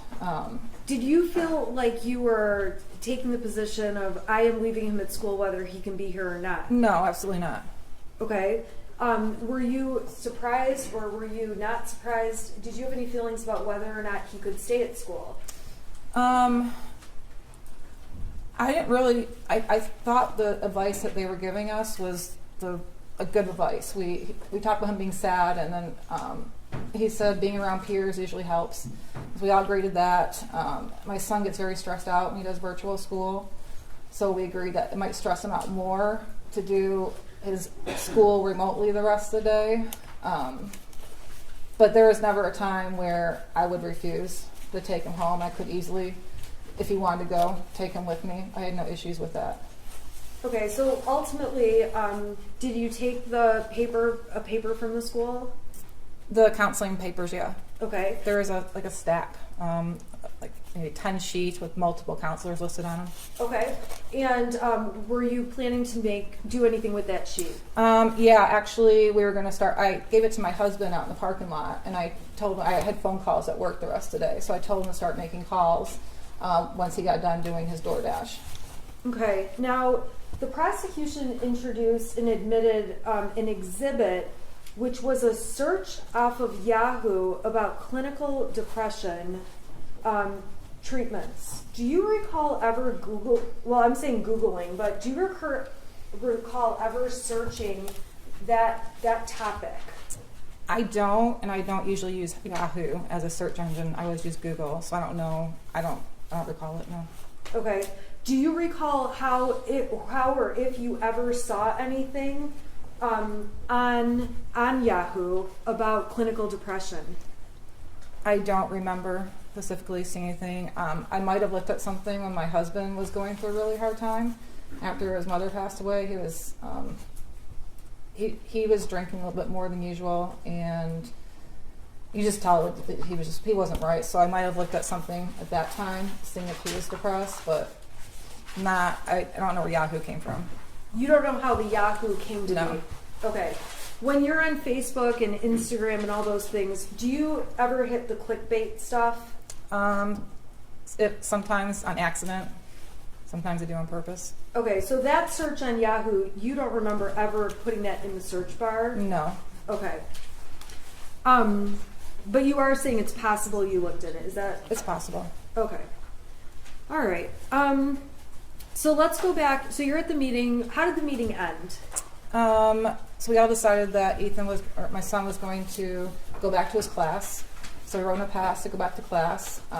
After he left, all four of us were in the meeting, and they asked if we had any questions, and we did not. And then I said, I'm going to go back to work. And we left, and I went to work, and my husband did DoorDash. And Did you mean to be abrupt about ending the meeting? I didn't think I was abrupt. Did you think you ended the meeting? I think it just automatically ended when they asked if we had any questions, and I said no. Okay. So when there was testimony about that, I'm sorry, strike that. Let me ask Ms. Smith, I don't want to interrupt you. I'm looking for a natural break. We could do it now. Well, do you need a break? Yeah, Yeah, that's fine. I'm trying to just want to be considerate of. No, we can go anytime. That's fine. Okay, I don't want to interrupt you. You're fine. That's fine. All right, you ready? Yep. Okay. We were talking about the meeting at the school, and I think the jury's heard a lot about that meeting. Okay, so I'm going to fast forward.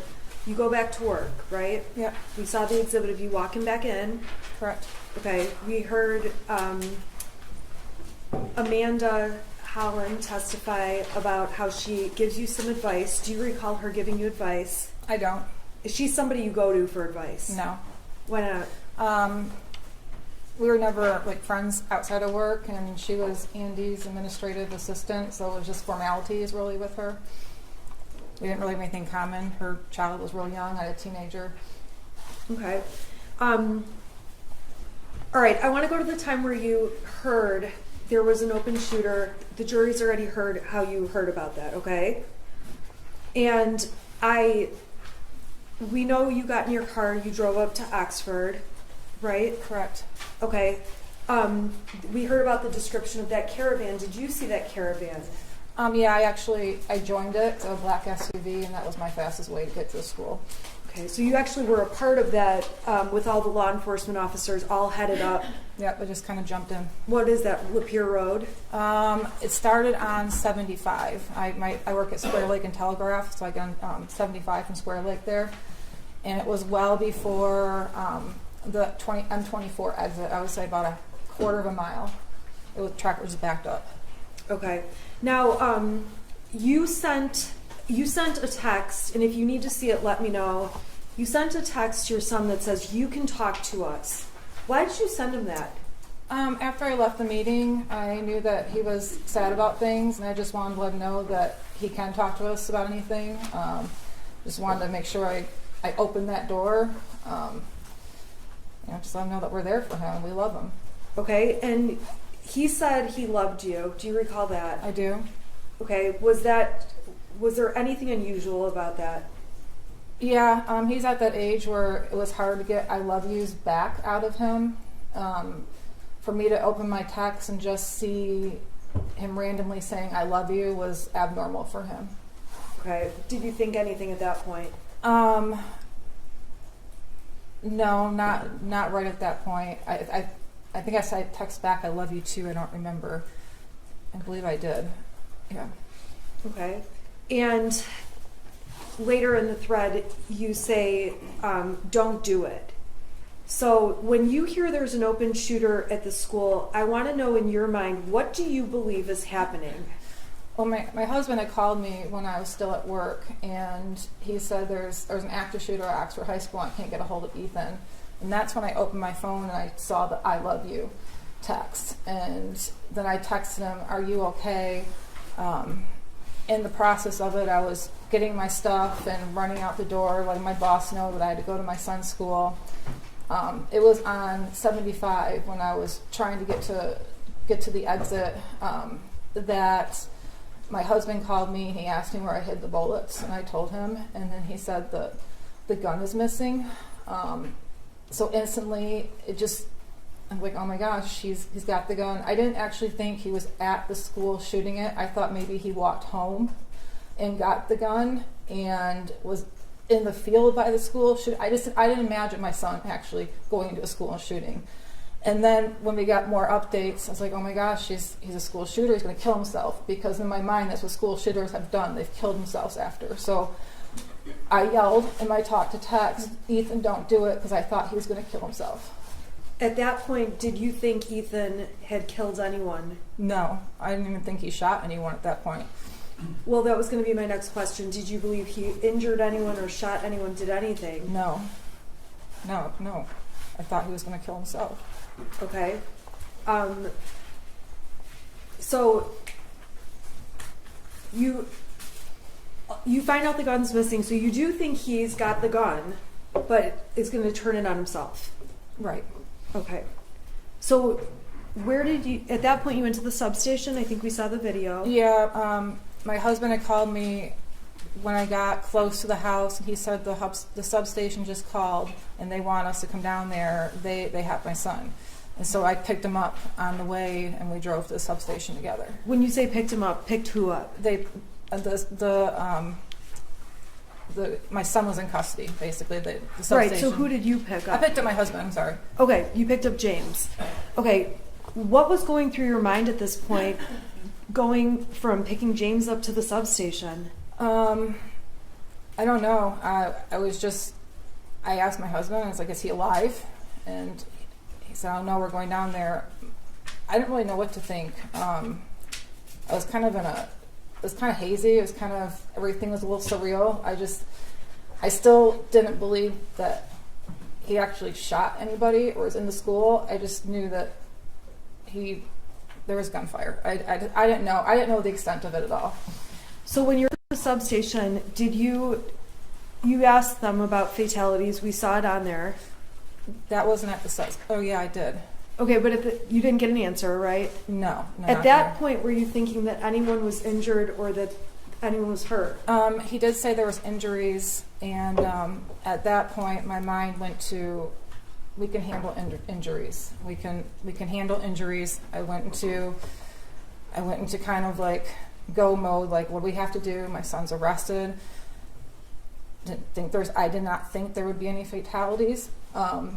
You didn't think there would be any injuries? No, I didn't think there would be injuries. I didn't think there'd be anything, but I just went into that mode. Like, we can handle injuries, and we can figure this out and go from there. Okay.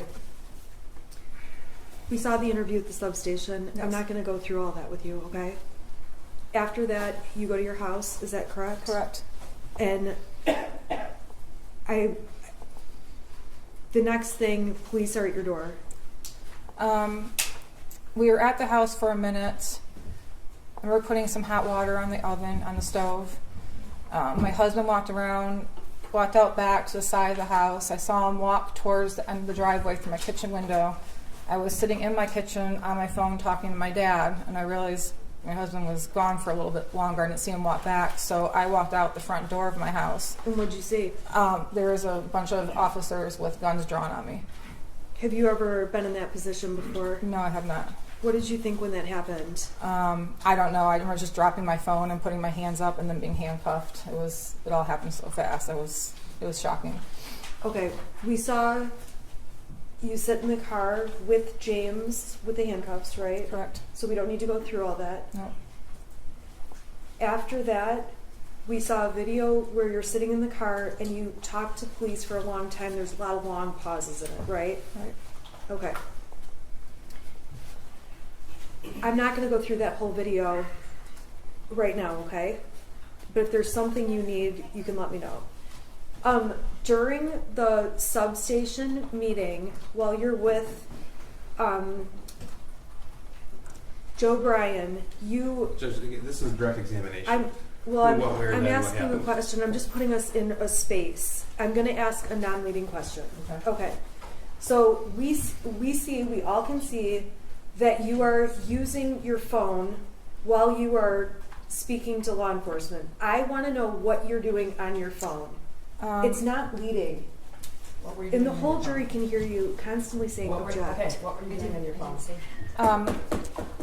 I was looking. Well, first I was looking for the paper to show the officer that was sitting next to me. The first one I pulled up, I couldn't get to zoom in, so I had to search through my emails for the other one to get that pulled up. Once I got my phone back, I'm pretty sure I was going through the massive amount of text messages and Facebook messages I was receiving from family and friends asking if my son was okay, because at this point in time nobody knew anything. I was also messaging with my my boss, who happens to be an attorney, trying to get his advice on what to do. I was on my phone, I'm not going to deny it. I was probably looking at text messages and Facebook messages and just trying to get updates on anything. Is that the same or different when you're in the back of the patrol car? What do you mean? There's a point where you're in the patrol car by yourself. Right. Okay, you've got your phone. Tell us what you're doing on your phone at that point. I now was messaging with my dad a lot because I had dropped the phone when I was talking to him and I got arrested, so I was filling him in what was going on. I was also messaging immediate family members and close friends that my son was okay, but he was the shooter. So that's mainly what I was doing. What was your state of mind like at that time? I don't know. It was pretty numb. I didn't really believe. I had a hard time. I don't know. I was numb. I didn't really believe like everything was happening the way it was. It was surreal. My mind was in all different places. When did you find out there were fatalities? In the back of the car when I was by myself, and I asked the officer, and he told me there was 4 fatalities. That's on the video. Yes. I'm not going to ask you questions about that, okay? So this is the time where you find out there's fatalities. I'm going to move on to a different topic. On your cell phone, do you have a habit of deleting messages? Usually it's threads.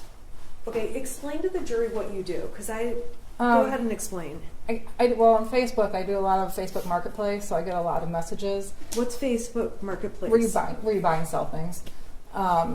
So the first main screen of my phone will get clogged up with Marketplace messages, so I'll just delete threads to my main people come up that I talk to on a regular basis. If that starts getting full, I delete those threads too. Same thing with text messages. I delete threads until the main people I talk to are up on the main screen, so I don't have to scroll down to find them. Okay, so is that a habit that you started that day, that month? When did you start doing this deleting texts thing? Pretty much when I got a cell phone. I've always done that. Okay. Did you go out of your way, in this case, to delete like certain messages? Not intentionally, no. And so when there's a message they say you deleted that indicates the gun was locked, do you recall deleting that message? No, I completely forgot I sent that message. Or unsending it, I'm sorry. No, I don't remember. Okay, there's another message that is unsent talking about we did everything right, that kind of thing. Do you recall unsending that message? No. Okay. So when law enforcement got found that there was a lot of deleted content, does that surprise you in any way? No. And you don't dispute, you've seen a lot of text message threads that have been admitted. You agree those were a lot of the messages going on, is that right? Right. And a lot of those are what were deleted. Correct. Okay. So after you're interviewed, there was a point where the police tell you and James you guys need to leave the house. Is that right? Yes. Where did you guys go?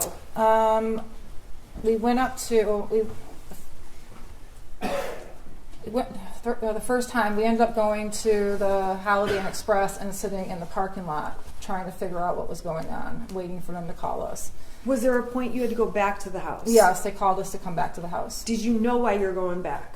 They told us that the search was over and they just wanted us to come back to the house. Okay, so when you got back to the house, what happened? We went into the house and then the detective asked for our cell phones. And were you reluctant about giving over your cell phone? Yes, I was. Okay, why is that?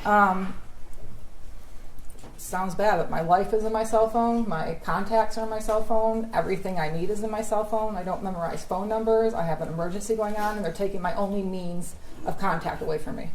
Okay, there was a suggestion to go get burner phones or track phones, prepaid phones. Correct. Did you do that? Yes, we did. Okay, so there was evidence, you went to Walmart in Lapeer, does that sound right? Yep. And we saw the receipts. There's been a lot of text messages about threats. Tell the jury about what you were receiving. We were receiving so many threats on let me back up. On our new track phones, in my Facebook Messenger, there was a ton of threats. I wasn't getting text threats on my new track phone because I had my number, but my Facebook Messenger was blowing up with threats. Once I got into my email account, that was blowing up with threats. People found my realtor.com profile that I hadn't had for years and were sending me messages through that. I had people sending me screenshots of text threats they found that I didn't know about. How were you feeling at this point? I was feeling pretty scared.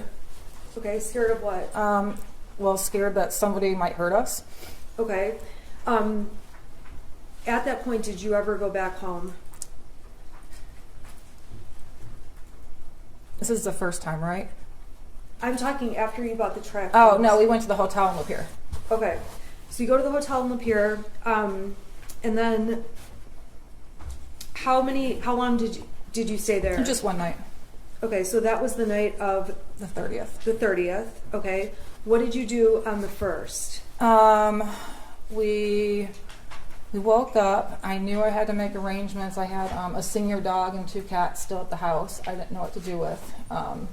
My neighbor was sending me updates, letting me know that there was still media around my house, that my house had multiple random pizza deliveries that people were calling in. So I had to get dog food for our dog, and I met her at the actually in the church parking lot behind Red Naps that afternoon to give her the food. Okay, and I believe that we've heard about that and saw the GPS stuff. Did you go to any banks? Not on that day. Okay, did you go anytime that week? Yes. All right, why were you going to banks? When all this unfolded and we found out that it was my son that was a shooter, I get a lot of advice from my dad. My dad's been involved in some civil suits before. He told me that there's probably going to be a lot of lawsuits, and they're going to try to take your assets. And I didn't really have any assets. The bank owned my house, the bank owned my cars, and all I had was the cash in my bank. And he said they could freeze your account. So I went and withdrew money from my account. My dad also deposited extra money in my account during that time to give to us, help us retain a lawyer, which I withdrew as well. Okay, so you withdrew that money. Did you withdraw anything from an account that had Ethan's name on it? We transferred money from that savings account to our account. Okay, explain that account. I know it says Ethan's name on it. Is anyone else listed on the account? No, it's a Simply Kids savings account through Flagstar Bank. So he opened it with $200. I don't think he really had any more than $100 left after things he wanted to buy, but I transfer money from my check into that account, so we kind of use it as a savings account too. Okay, so did you leave any money in that account? If we did, it was very little. Okay. So on December 1st, we heard testimony already that your son was charged. You watched online. Is that accurate? Correct. Okay. We heard on the 1st, did you guys stay at the hotel in Lapeer, or did you go somewhere else? No, we went to the extended stay in Auburn Hills. Okay. Why is that? Probably for the cheapest rates, and it was a decent hotel. Not any other reason why. Okay. So how long did you end up staying at the extended stay in Auburn Hills? We ended up staying there for 2 days. Okay. And then we've heard testimony that charges were going to be announced at some point. Did you know when charges would be announced? No, I was kind of following the news articles, trying to get updates. My cousin was sending me a lot of texts, saying, I think they're going to charge you too. We didn't think I would get charged. Maybe my husband, because the gun was in his name.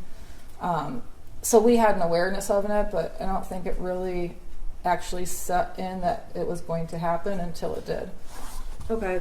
So we heard testimony that on December 3rd, you end up at an art studio.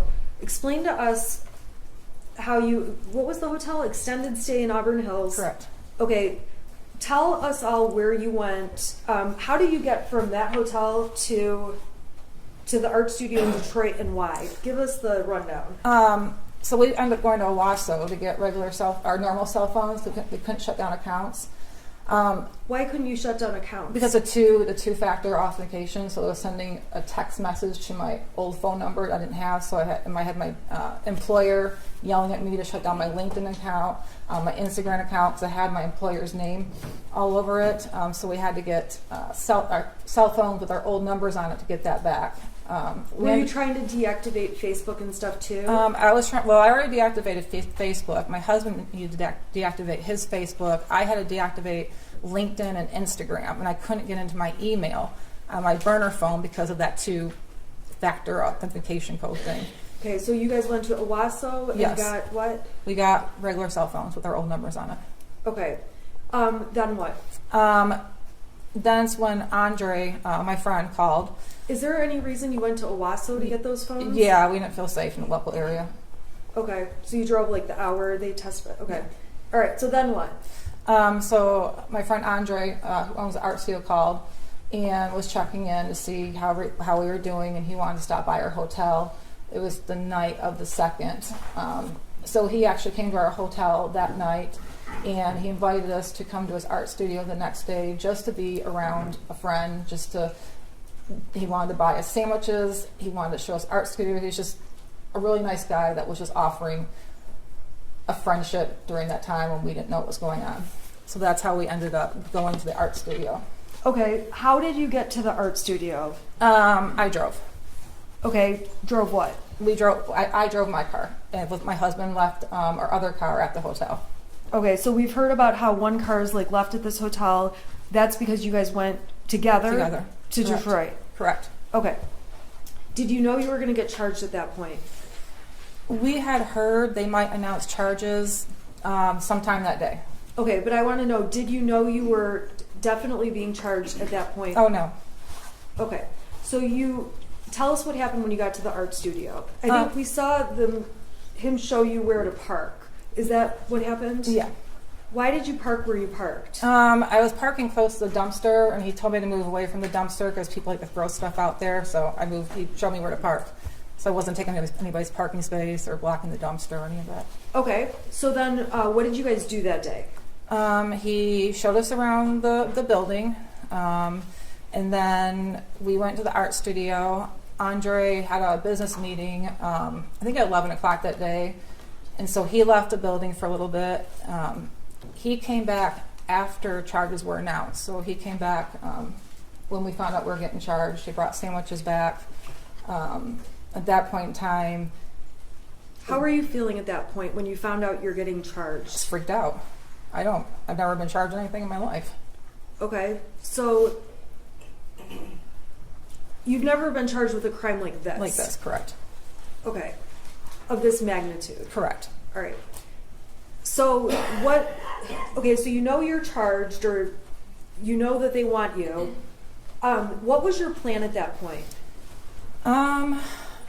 Well, I was in touch with my attorney. Me. You. And I was taking your advice that we're going to turn ourselves in. When were you planning to turn yourself in? The next day, so it would be Saturday morning. Okay, why was that? That's when the Novi court was doing arraignments that day. Okay, so on Friday, the whole afternoon, you know you're being charged. That afternoon, what was your plan at that point? Or what were you doing at that point? I was debating whether or not to go back to Auburn Hills and stay at the extended stay. And I think this is before we even knew there was a manhunt out for us. Okay, Your Honor, may I approach the witness with the defense exhibit, proposed exhibit A? Can you tell the jury what that document shows? It's a Priceline.com travel itinerary year trip from December 1st. Okay. Last visited 12/3/2021. Okay, so when you're, on 12/3, are there also searches for another hotel?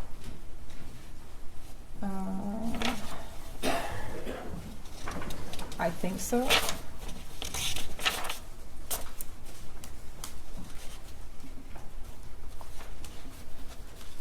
Yeah, there's a Priceline checkout, Auburn Hills, 12/4/12/5. So I think I was looking at for those dates. So you were planning to, is it fair to say then you're looking for a hotel? Objection deleting.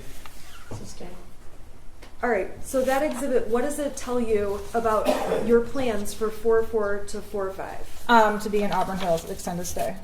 Okay, what is Priceline? It's an app where you can get last minute hotel deals. Do you agree these are your searches? Yeah, I'm always on Priceline. Okay. Ultimately, on the night of the 3rd,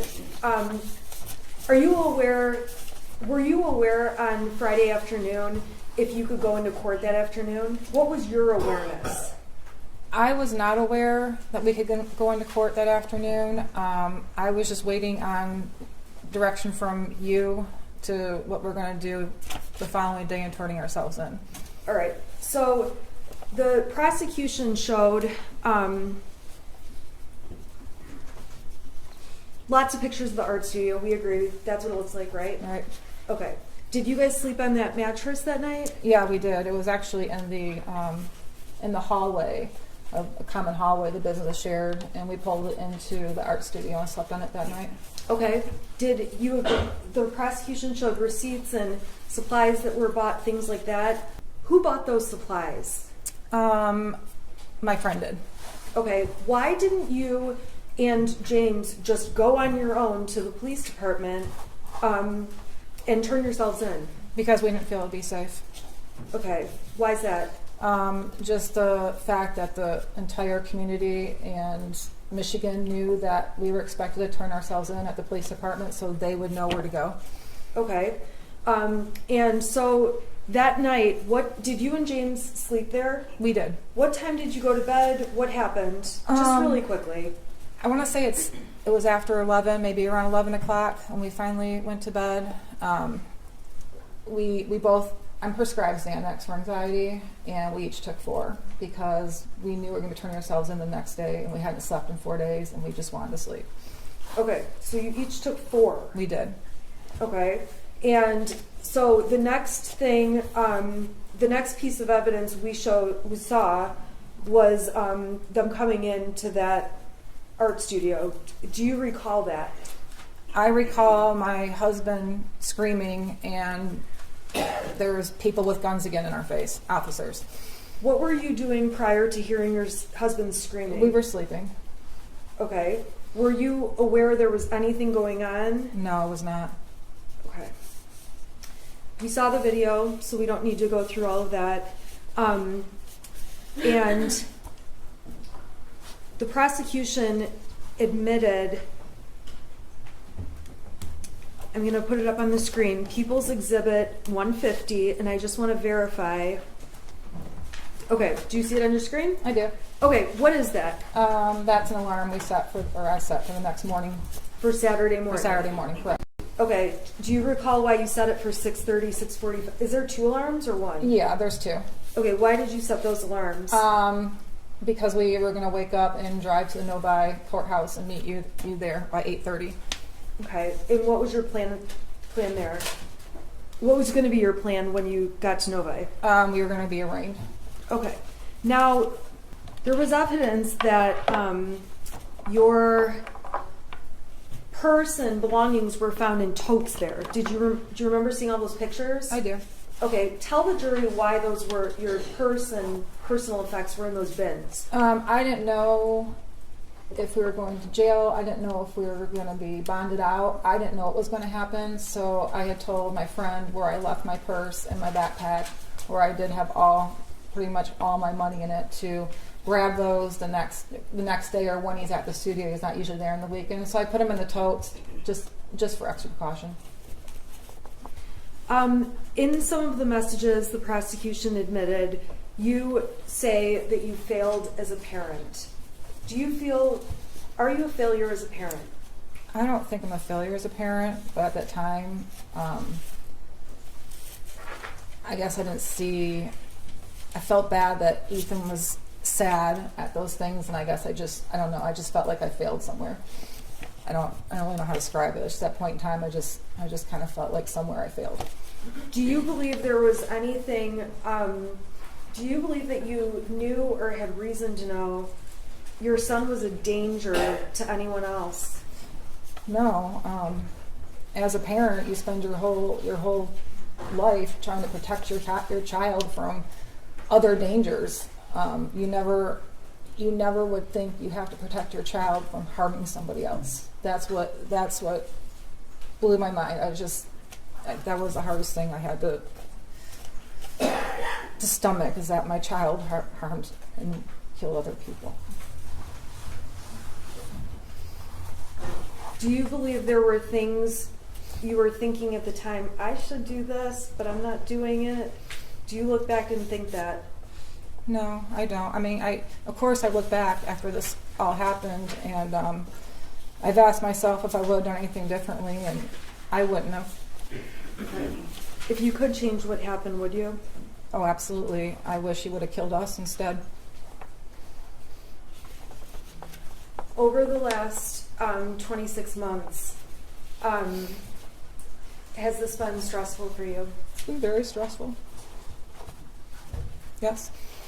Have you had a range of emotions? I've had a lot of emotions.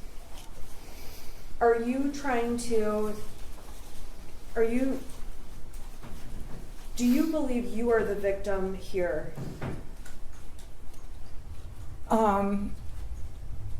I don't want to say that I'm a victim because I do not want to disrespect those families that truly are the victims on this.